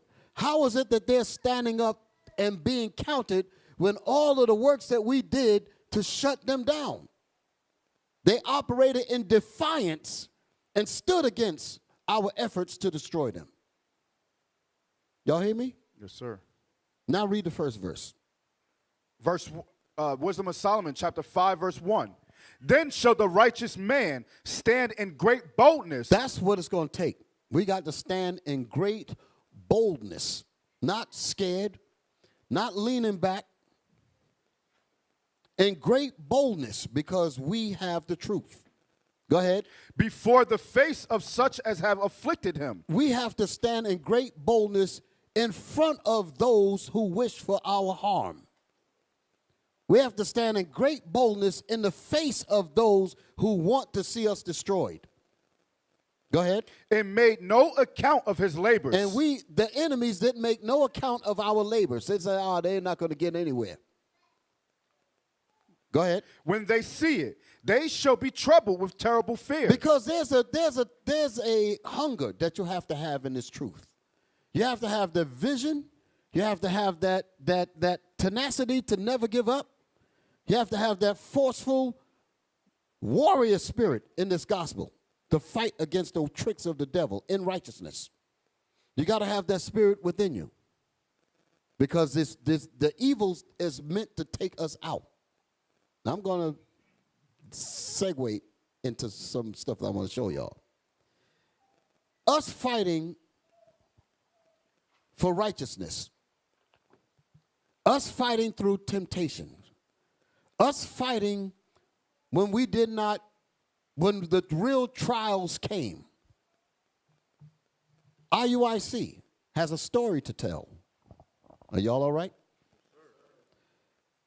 IUIC, in its beginning years, y'all heard about the first school that we had. When I say the first school, I'm talking about the first actual school, which was a school in Brooklyn, 1088 Nostrand Avenue. Y'all all right? Before that, we was in the sister's house in Long Island. Then we went to Bishop's basement. And that's when his toilet started getting broken, because too many butts on a house toilet ain't going to work too well. Time for us to get a building. Y'all all right? So then we got the building. We got the 1088 school. Now, Kaj, I got my pictures? Let's start rolling them. Now, what I want to do, I want to explain what y'all are seeing here. Now, don't show it yet. When we went, because why am I bringing this up? I'm showing you that when trials come up, you can't cow down. When temptations to fall comes your way, that's when you have to find that inner strength to push. At the time that I'm about to speak on, we did not know where we were going to go. You felt me? We had to rely on our faith. And the thing about trials causes you to reassess your ability. Y'all feel me? Whenever you're going through some tough times, that's when you have to do what they call some introspection and look to try to find out what strengths do you have. What's inside you that can help you get past this hurdle? And being that we were not in Bishop's basement where you had like a few families, now we're actually in our first school, 1088 Brooklyn, Nostrand Avenue. We're there. And we were there, and let's say, I think it was about maybe 75 people. We had, show the tape. Now we can start showing the pictures. This right here is the stage area where the leadership table would sit. Y'all all right? What you're looking at is when we left. We had to leave. And I'm going to tell you that story as this is going down. All right? So these are the walls. That's the side walls. Go ahead. That's all in the front area. The leadership area, as we would call it. Go click on through. This is just the school. So I'm just taking pictures. And let me tell you the reason why I was doing this, because I did not want them to say that we tore the place up when we left. So these were the proofs that we left it intact. Okay? As you can see, the little heater there. So that's what that one air conditioner was trying to cool that whole spot. You know that didn't work out well. But go ahead. That was a refrigerator that we had in the back for the food. Go ahead. Click on. A little freezer there. This is a very small school. Like I said, 75 people. Okay, that was a table. I guess the security, would do the search there. So it was very, very, what's the word? Very basic. Very, Nieces. Very beginning. Small beginnings. That's the front of the school. So we had that sign up. That's the gate. See the gate? That's the entrance to get inside the school. Now, no, don't. Let's stay there for a minute. We ain't ready for the next one. What happened that caused us to leave here was that the landlord, black man, was outside and he's watching the people coming in. And he's standing across the street. Black folks now. You got to watch black people. He's standing and he's seeing heads and he's counting heads. And at that time, I think the rent was $700. That's almost unheard of in New York. $700 for that spot. We paid, and the thing is, the bishops, well, we were deacons at that time. We paid all the bills. The congregation didn't pay nothing. We paid for that. And the reason why I'm saying that is because we had to get it started. You feel me? So we, our checks or whatever, and we collected and paid that. And so he's standing across the street, and he sees the bodies coming in. He's seeing the heads coming in. He sees the women coming in, the men coming in, and all of this, cars going up and down the street. He thinks to himself, there's a lot of people going up in there. I could raise this rent. And we was on a month-to-month deal. So I don't know how it works. I think it's all over. 30 days, So next 30 days, he said, I'm raising your rent, and he raised it to $1,300 due on the next month. He doubled it. Y'all hear me? Here we are with a congregation of people. We're the leadership. Responsibility falls on us. All of a sudden, the thought is we ain't going to have a school for these brothers and sisters. And families are coming in trying to get themselves together. Sisters trying to get themselves together. And the nooker wants to act funky. And he was demanded at that thing. I want it so and so. Trials purifies. Trials causes you to dig down and look for those strengths that you didn't even know you had. Can I get a witness? When you're faced with some adversity, you find things that you didn't know you had. You come up with strengths that you didn't know you had, because everything else, all your confusion is out there. See, you can think clear when confusion leaves. When you're left with raw reality, that's when the real you comes down and have a seat with you. Have a little talk with you. The real you sit down with yourself and say, okay, what we gonna do? Now you got to start doing an inventory on what's in here. Now remember, it's a panel of deacons and the elders. We didn't call them bishops at the time, and the elders. We're faced with a situation. Can't stress the body. Don't want to. So what we going to do? Y'all all right? So Bishop says, we're not giving this guy no damn $1,300. This is wicked as hell. I said, we with you. Immediately, we said, we got to look for another place. Now, you know how hard it is to just find another place just like that? When we went to search for this place here, this didn't just pop up. That's the man that he knows what I'm talking about, Officer David. We had to put some real work in to find property like this, to find other properties that, in New York we had, other teams to deal with that. But I use this as an example on the work you have to go through to find something decent. So here we are. We're pressed. What are we going to do? We had to, again, sit down with ourselves and organize. That's when when you started hearing talk about exponential growth and organization and all of that, that's when it was born. It was born then. And I'm going to tell you how it happened. Us sitting down with ourselves, meaning that we had to communicate with each other.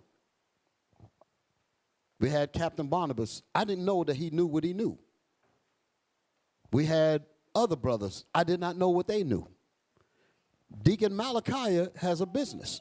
He has trucks. We didn't know that. We found out that day.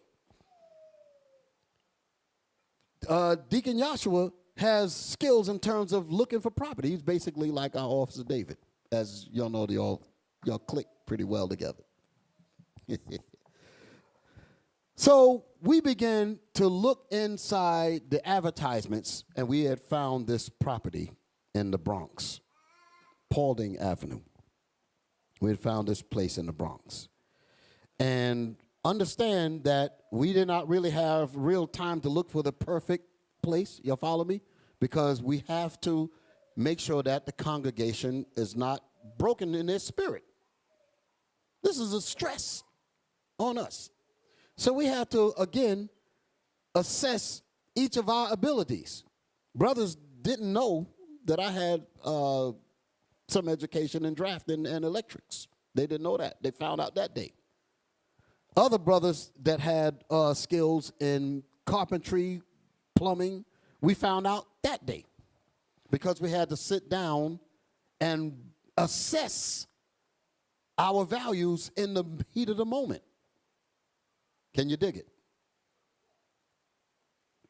We come across a place. Show the next picture. So we move all of our stuff, the trucks, we brought the trucks in that night, took everything out of there.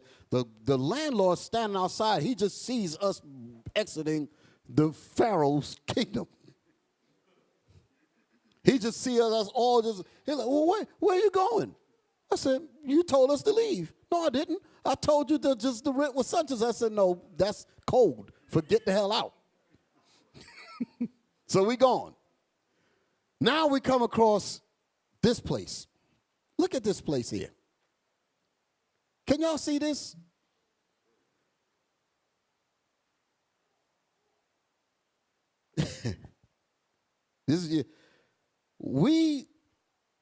One of the brothers that was with us said, because we looked at this first. We showed it to him, and the question was, could we make this happen? That's what the question was. Could we make this happen?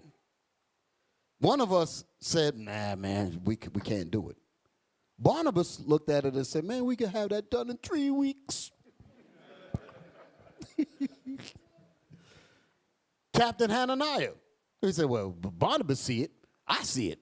Captain Hananiah get down. So I'm looking at brothers that's ready to get it in. And then I said, well, if we could do that, because, I mean, you know, we're looking at it. And I'm already looking at it from I said, there's no electric sockets in there. There's no lights. That's from the sunlight from the window. There's no power lines nowhere in there. When y'all will hear me use words like when I said that there was a subway tunnel or cave. How many of y'all heard me say that? This is what I was talking about. That's what the place looked like. Y'all ain't seen nothing. I'm going to just let the slides roll. But I'm using this to describe what we went into. And then we had to, this is where that term vision came in. When we went in there, this is what we saw with our eyes. But in order to get beyond this, you have to see what's not there. You have to see what is not apparent to your eyes. Faith is the substance of things hoped for, and that faith, which is the works of us uniting our talents together, that became the evidence of things not yet seen, which is what this turned into. Y'all all right? So as this was happening, we saw this. Immediately, the drawings had to start drawing out this and that. Barnabas had to come in with his tools and his skills, and we all working. We literally sat down and actually had, like, we took them folding tables, and each of group had their tables, and we had to draw out what we needed to do to get that place up to where we needed to. Can y'all dig it? All just because we was put against a wall, while at the same time, I was working in Manhattan. I watched the white man build a building right in front of me. What I mean by that, when I say I watched them, meaning that the times that I was there working, they actually started to build a building right in front of me, and I watched how they do it. They sent in laborers. They sent in cement layers, steel workers. They had teams that was going in. They do their job. When they leave, another group come in behind them, another group come in, until the dang on thing was getting built. And I'm sitting there watching this, and I'm thinking, I'm like, how in the world am I going to sit here knowing what we know, and I'm going to watch this man just build a building right in front of me, and here we are. We got the skills to do what we need to do. We're going to get it done. And that's how we had to talk. We had to literally talk like that.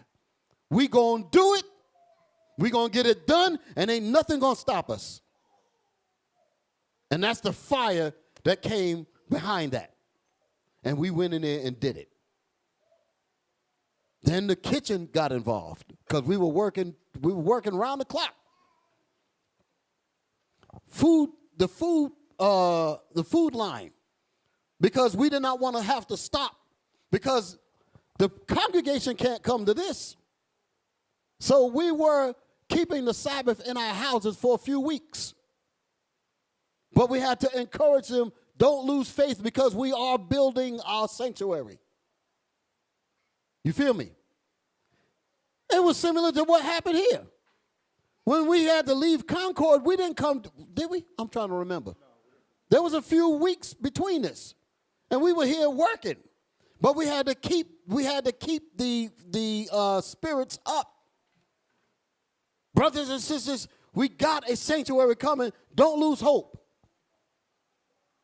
That's the reason why we had to do a preliminary tour, because we weren't ready to fully open up. But I said, we got to let the people see.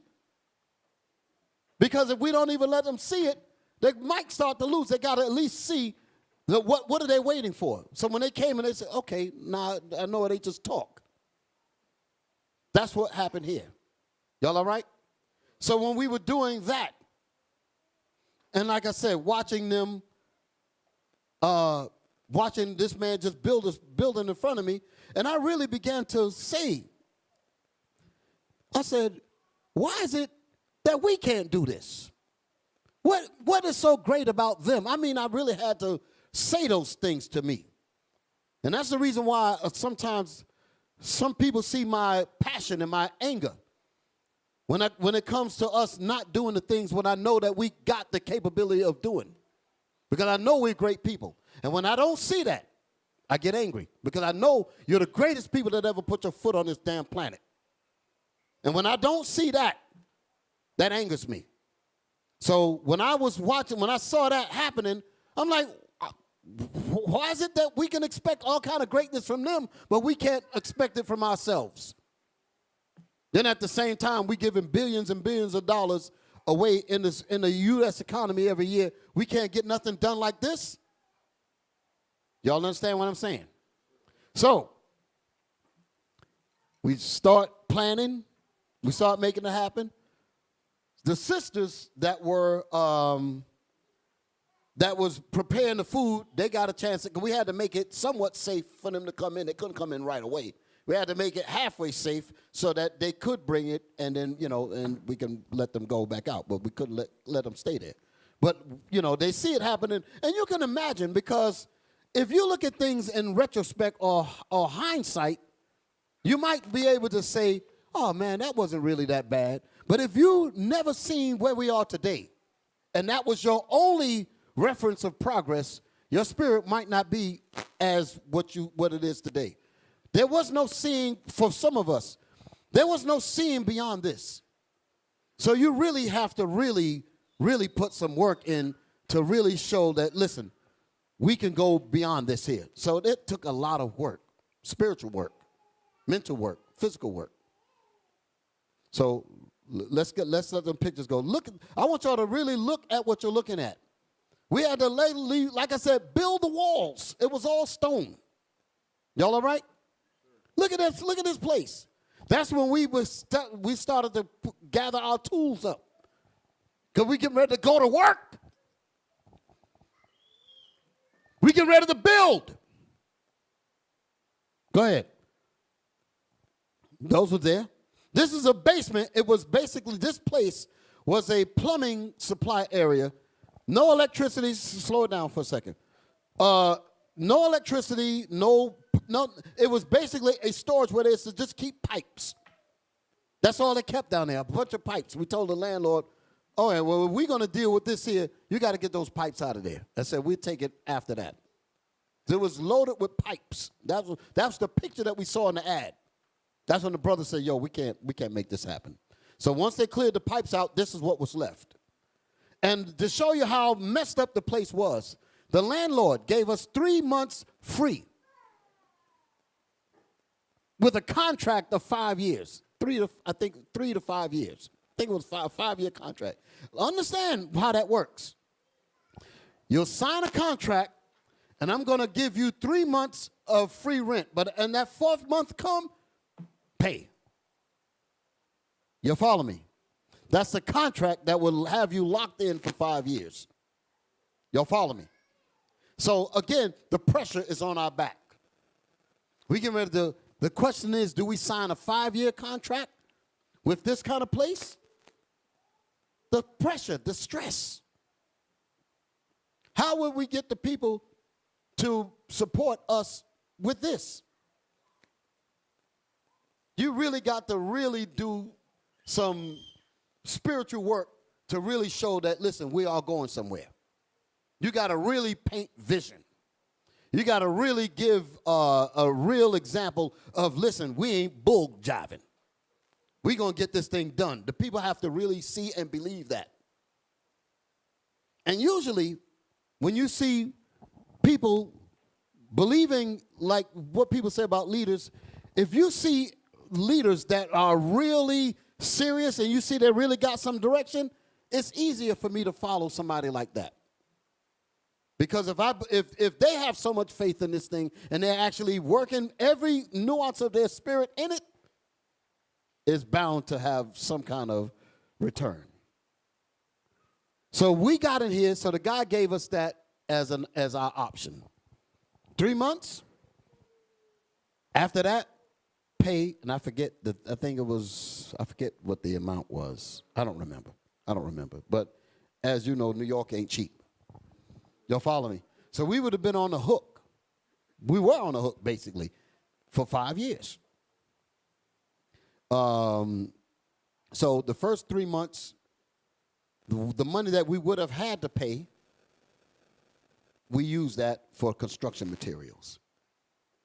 Had to buy basically everything. Wiring, switches, plugs, light fixtures, floor. We had to actually put a floor in there. Had to build a floor. You're going to see it. So go ahead. Run the pictures. So it's telling you what it was called. Ed Plumbing, Express Plumbing. That was the name of the place. Notice, look at this place. All that was left in there. Go ahead. Can y'all really see what y'all looking at? How discouraging would this be to brothers and sisters of little faith after that trauma that we just went through in 1088? Come on. Now we're starting to sweep up a little bit. Just look at that. That's the whole area in there. There's just different pictures of the walls. Continue. So, come on. So we just moving through. Everybody's with me. So as you see, I took a lot of pictures. Captain Zephaniah was what we call the. Sorry, you can slow down. Captain Zephaniah is what we call. It's a loose term we call him. We call him the documentarian, meaning he documents our what you call our milestones, so to speak, when we do things. And that's what I was pretty much doing here. I always like to take pictures because I'm already thinking beyond this. Understand my motive. I'm taking pictures and I don't know the future, meaning as actually seeing it. But I have faith that we're going to go well beyond this. That's what I'm thinking. So I said I'm going to take pictures now to be able to show later what we went through. So that means you got to see beyond where you're at. You got to see beyond where we were at that moment. I said, we're going to document these pictures, and we're going to bring it up. So this is what you're looking at. Go ahead. That's the inside of the place. Now, y'all might not understand what this is going to turn into. But as we keep on rolling, that's Bishop there. That's Barnabas, and I think that was Captain Shem. So we in there. All that wood, we bought that because we got to frame the walls up. We got to literally build walls. So we put the sheetrock up. That's some of the wiring that I was working on. We're doing some other stuff there. This is when we went to Home Depot to buy the lights and all of that. Okay, click through. The flooring. We had to buy floors. Look. Y'all see it. This was we bought this stuff and took it in there. Meanwhile, paying because in 3 months, we're going to have to pay. And if this place ain't finished, we still got to pay for it. That's how it works. Go ahead. So we're trying to figure out what lights we're going to use, blah, blah, blah. Okay. Go ahead. So as you see progress, correct? That's what's going down. You see the flooring stacked that we ready to roll. Damn. Look at this. And we looking back at it now. But that ain't how it was as y'all saw the beginning stages of that. So when I talk vision, I ain't just talking jive. This is where we come from. And you have to believe in this before you actually bring in one screw, one nail. You got to see beyond this before you even start. It has to be seen in your head first. Go ahead. Barnabas. This is Barack Barr. He was a brother that died. We missed that brother. Great brother. Okay. Like I said, building the floors. Look, we had to actually build a floor on top of a broken floor.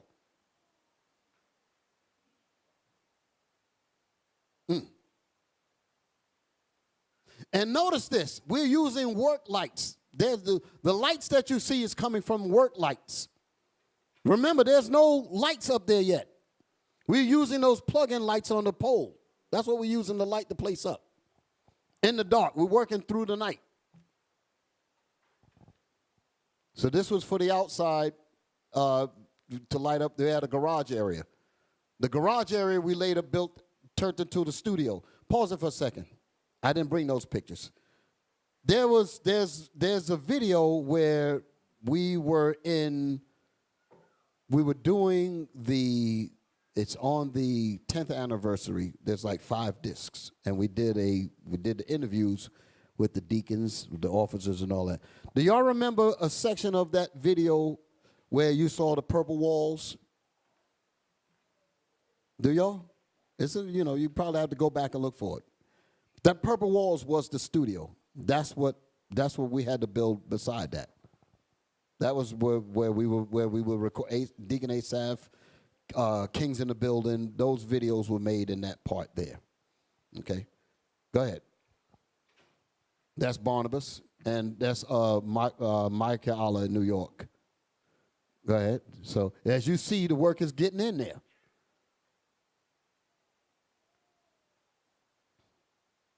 That was me, my little meter.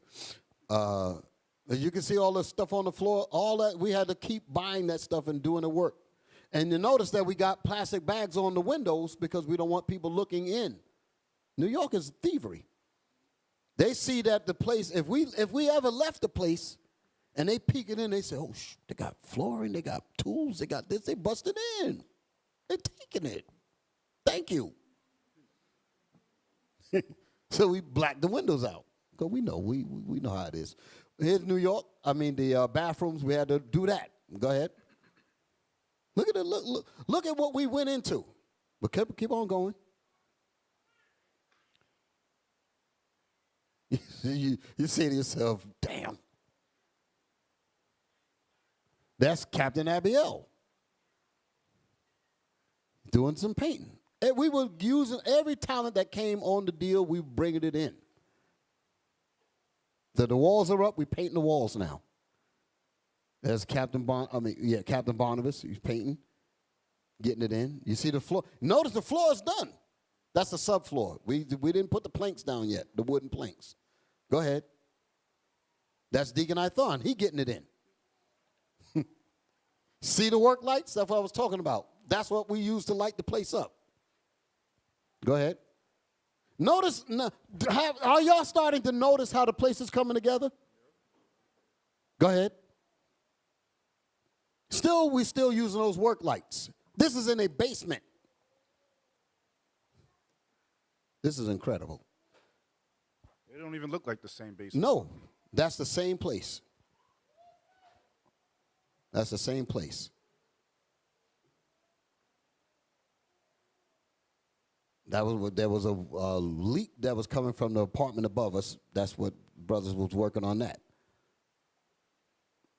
These are the light bulbs that we had to use to put the fixtures up. Now, this is the time when the light fixtures were starting to get put up into place.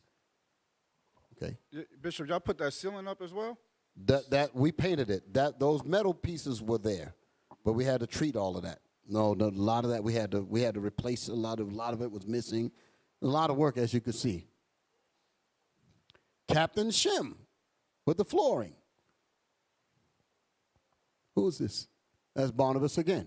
Go ahead. Go ahead.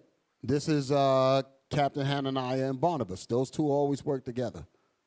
Okay, so we're putting the flooring down. Are y'all seeing this?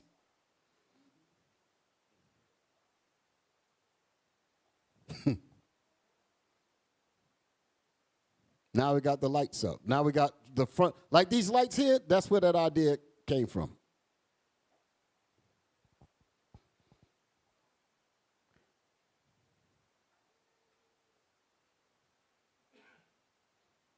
Tell your story after this. Just hold it. That's Captain Joel and Captain Hananiah. Look how tired those men look. Putting in that work, baby. Go ahead. Getting it in, putting that flooring in. Still ain't put the lights up yet. This is still dealing with the work lights. Now the lights are being, I'm starting to get the lights going on. Come on. Just waiting to connect them up and all that. So those are the placements of it. Hold it. That's Deacon Joshua. What he was doing, he was using this material called to encapsulate pipes, because pipes have asbestos. So you had to encapsulate that so this doesn't break loose and all that other stuff. So that's what was happening there. That's why he's got that suit on. We were making sure that none of that got on us. So we had to encapsulate it before we let anybody in there, all that kind of stuff. So, okay. As y'all can see, can y'all see the transformation? Look at it. That's me and Deacon. That's me and Captain IBL. We're actually putting up the light fixtures there. There's Captain Barnabas again. Okay, there's more painting. There's brother, Soldier Barack Bar actually. He wanted to give us that facial. All praises. That's my brother. Okay, so as you can see, the work was rolling. Okay. We had to do that, had to paint that. That was a set of the piping that came from the second floor. We had to encapsulate all of that. Okay. So hold it, right there. You see the lights on. That's the actual lights that lit up the place. Okay. Now go ahead on.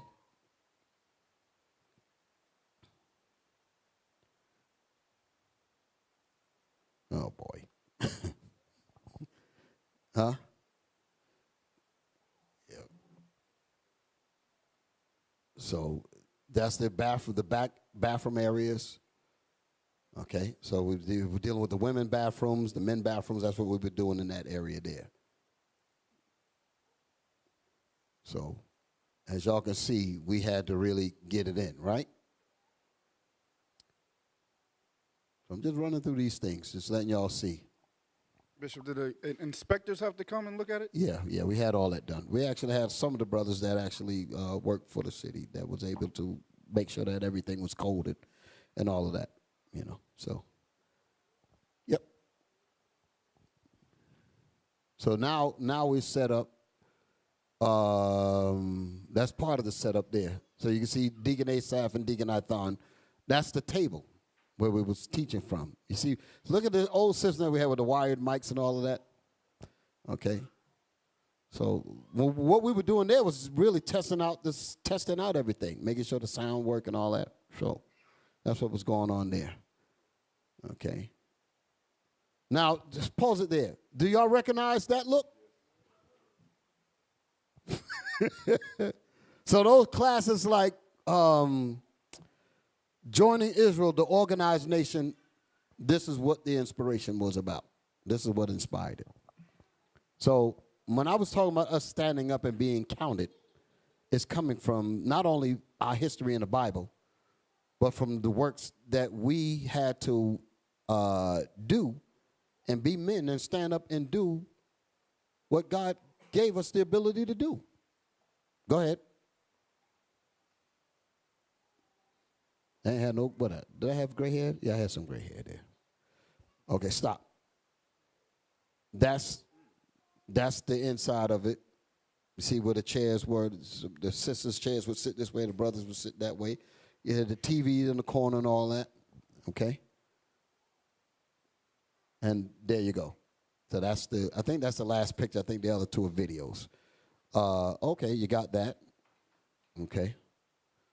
So we still, as y'all can see, okay, that's it. You can come out of that. That's it. So all praise to the Lord. Give the Lord a hand.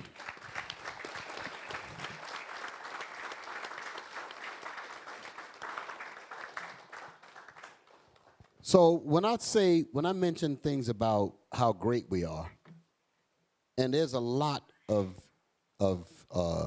people that put their hands in this, men, women, children, everybody, was to make sure that that we got the school up and running. Brothers and sisters were very happy to be able to come in and the fellowship. You know, we even ran air conditioning in there later. You know, yeah, we ran air conditioning in there. You know, with the inverter system outside with the, you know, that. So we had to do that. And that's how it went. So from there, that's when we went to the Mount Vernon building and did the whole process all over again. And y'all think y'all seen that video. Okay. And then from there, we came here. Well, I came here. And, you know, and we got another spot in Eden, New York. I mean, Eden, North Carolina. That's also going to come on through. So the work doesn't stop. The work doesn't stop. And our ability to continue to stand up doesn't stop. Okay? All right, so give a couple more scriptures, right? And then give the brothers and sisters a break. Y'all all right? Okay. Yeah, 14:22. 14:22 to 27. Wisdom of Solomon, chapter 14 and verse 22. Moreover, this was not enough for them. So this is a case. Now with what I just showed on the video is the great work that we did within our collection of righteous spirits. Everybody's with me. But while we're doing that, there's still evil on the outside of these walls. There's evil on the outside of this project that I just showed y'all. Y'all all right? So as we move to do these things, you got a lot of wickedness that don't want to see us come to the reality. And mind you, I forgot to mention this. The landlord was a lawyer in this place. You understand? He knew the law. He really thought that we were not going to get that place up and running. You feel me? He knew he had us locked. He came downstairs once the place was done. Because the neighbors, man, they hammering, they doing all kinds of stuff. They complained to him. We worked on this thing for like 2 months. This thing took some time to get this done. So they were paying rent, but at the same time, we had to abide with noise ordinances, you know, all that kind of stuff. So at like 10 o'clock, we said, listen, we need the time to do it. You're trying to hold us to a thing. We got to get this work done. So he gave us a 10, you know, to like 10 o'clock. And, you know, after that, then So we had to understand what we had to do. We had to organize how we did things. All of the heavy type of work, we had to do it during the morning hours, and that we had to leave the quiet stuff to work beyond that into the morning. So it's not to disturb them, because this is a 20. We have to keep this thing. We cannot afford to just leave and come back the next morning. That's time that we need. So a lot of organization came in to do this here. So when the guy came, so when it was all done, he comes down, because like I said, he did not expect that we would get the place up. Y'all saw that last picture?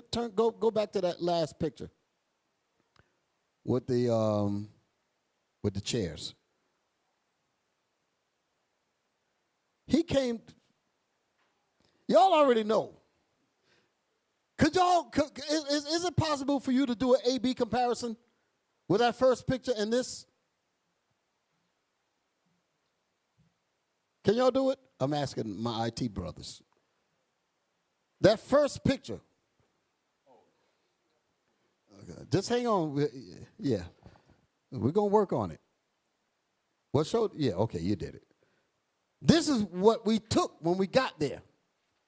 This is when he said, you got 3 months, da-da-da-da-da-da-da, right? Everybody's with me. In his mind, I got him. Can you dig it? There ain't no way in the world they're going to be able to get this thing up. Now, remember the pressure now. Congregation been out.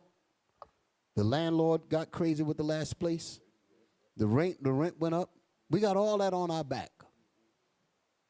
We were forced, not like we were unwilling, but we were prompted, I guess I should say, to look inside our talents and see what we can do as an organized nation. That's when that term came up. That's on the back of our shirts. It came from this here. We had to look and say, you know what? We got no choice. We got to do it. So we inherited this. Now show the next picture. So then it ended up at that. So the guy came downstairs and he saw this. He didn't see none of the project. He didn't see the progress, the process. He didn't see any of that at all. His last memory was what that first picture was. Then he comes down and he sees this. Guess what the devil says? Nice color. He was hurt. He couldn't believe it. Because the deal was, he was saying, where's the white people? That's what he was saying. All just you black people did this? That's what he was saying. He was blown away. I wish I would have took that picture. He was blown away. He said, ain't no way, boy. He was blown away. Now, here's the funny part about it. We're locked in at our rate. The way the place look now, he can get twice, damn near 3 times the monies. But he's locked with us for 5 years. He was thinking that, listen now, he was thinking that he had us to be in a bomb shelter for 5 years, come out, paradise with air conditioning, all of that. A couple of years later, we got the Mount Vernon building in 2015. We don't want to occupy 2 spots. So the same crew plus more, because more people in now. Now we go build the Mount Vernon school, but we still have this. He says, basically, I will let y'all out because he knows he could get, that is a community center now. But before, it was what y'all saw. Nothing. So he allowed, that's my understanding. I think we were there for like 3 years, and then he just took the loss on the last because it wasn't going to be the money that he could get for renting it to somebody else for 3 times the price, which is what he did. I drove by there and saw it. He got a whole nother setup going up in there. They're in there dancing and partying and all types of stuff going on in there right now. But that just goes to show we didn't need it. We were gone. The Lord had blessed us. We literally got our own building, blah, Mount Vernon. Y'all know the deal. So these are things that comes to mind when you do not think as hidden people. If you think hidden, you're not going to do stuff like this here. And I say that to you women and to you men. Don't ever let anybody bring you to the level of like you're less and try to step on your greatness and your pride. I'm serious about that. Always hold your head up high because you are the people of the Lord. And if you're the people of the Lord, it's nothing expected from you but the absolute best.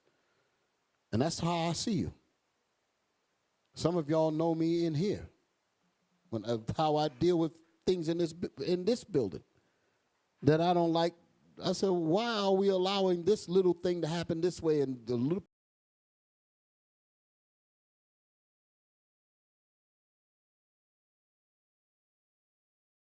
because we are the tip-top people. I don't accept mediocrity. And if I don't accept it, I don't expect you to accept it either. You have to have that thing that whatever you put your hands to, that's excellent right there, brothers. Whatever you put your hands to, when you let it go, you say to yourself, I could put my name on it because I put my very best in it and it represents me. That's the pride that you have to take in your work, in everything that you do. Put your absolute best into it and accept the fruit of your hands. That's why I talked about Adam. When God made Adam, before he formed him, he said, let us make man in our image. And he made man, and then came woman.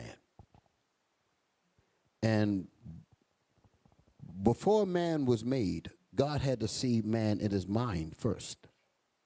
Before the earth was made, God had to see the earth in his mind first, in God's mind. He had to see day and night first before night and day existed. Y'all follow me? So if that's how God is made, he made man that same way. He gave man the ability to have vision in his head that is not yet seen. But what did God do? God manipulated the elements to create daylight. It was all, like the Bible says, the earth was without form and was void and without form. He had to take half of the elements and shade it to create daylight and night. Okay? Then he had to take the elements, the molecules, and make earth. And to make the dry land and the seas, the water, vegetation. He had to see that in his mind first. You feel me? Then it was created. Then he said, I want to make man to operate the same way. He puts man on this earth, the black man. The black man. Put the black man on this earth. And he gives Adam the same mind that operates like his. Okay, Adam, I'm going to put you on this earth with vegetation, water, land, and you are going to have to formulate clothing. You're going to have to formulate housing. You're going to have to formulate everything else. But in order for you to formulate it, you'll have to see it in your head first. When he saw it in his head, then he had to train his hands to go out into the earth and draw the materials and fashion them to mimic what's in his head. That's vision. The chair that Adam would sit in did not exist before he put it in his head. The house that he had to live in to cover shame, like the scriptures say, did not exist before he had to put it in his head. He had to see it in his head first.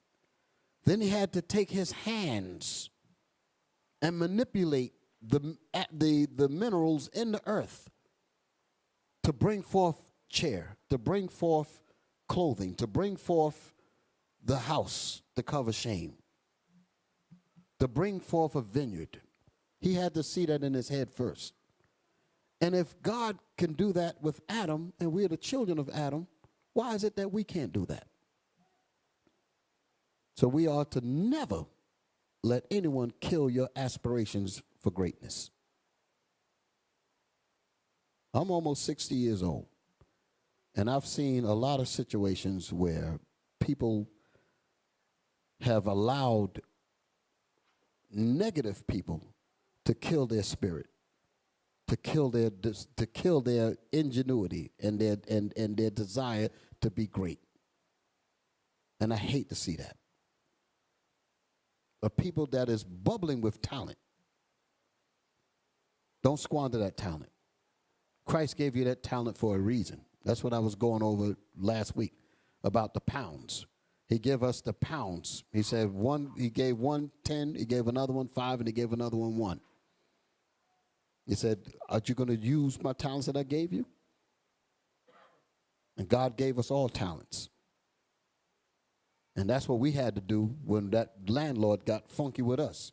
We had to assess the talents within us and ask, what are we going to do with these talents? And if we had to communicate to find out who had what talents, and we traded the talents among each other. I ended up learning about stuff that they were doing that I didn't go to school for.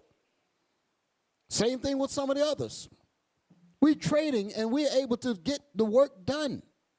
And that's just on a, construction level. That also happens to us in the spirit. Some of us are good teachers. Some of us are good speakers in the camps. Do great works with the children. Do great works with the Titus 2, the daughters of Sarah. These are different skills that each of y'all have. The young men outreach programs, stuff like that. These are good talents that y'all have. But everybody doesn't know every other body's talent. But if I'm communicating with these brothers, I can learn a little bit to be a little better because I'm learning from him. He can learn a little bit from what I know, and it makes him that's trading talents. Some brothers and sisters are good with exhorting brothers and sisters who are saddened, who are down in their spirit.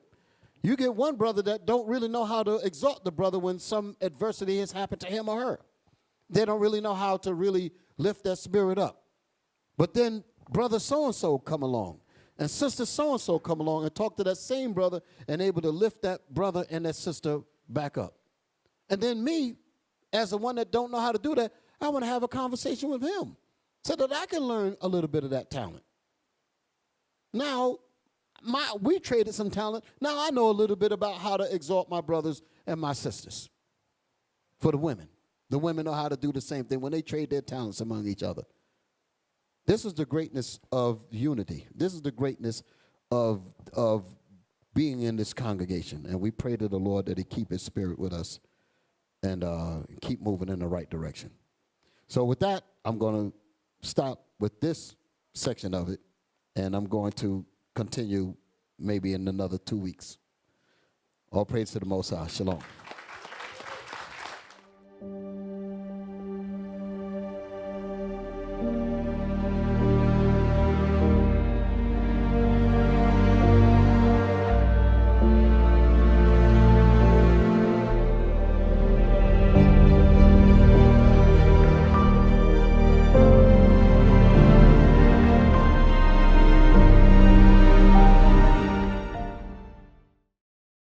We used to scream black power while heroin was pushed. But at the end of the day, nothing's in vain. IUIC has been given a vision. The tents of Judah has risen. Many has attempted the mission, minor murmuring, omitting, and missing the mark. Just reading that he had the flame of fire in his eyes gave us the spark. We on Paul's mission. We out on the road, purple and gold, from Mexico, Cuba, Haiti, Ghana, Sierra Leone, 144,000 boots banging, concrete crackling. These are our men repented at heart. The scriptures is proof. IUIC, we deliver the truth.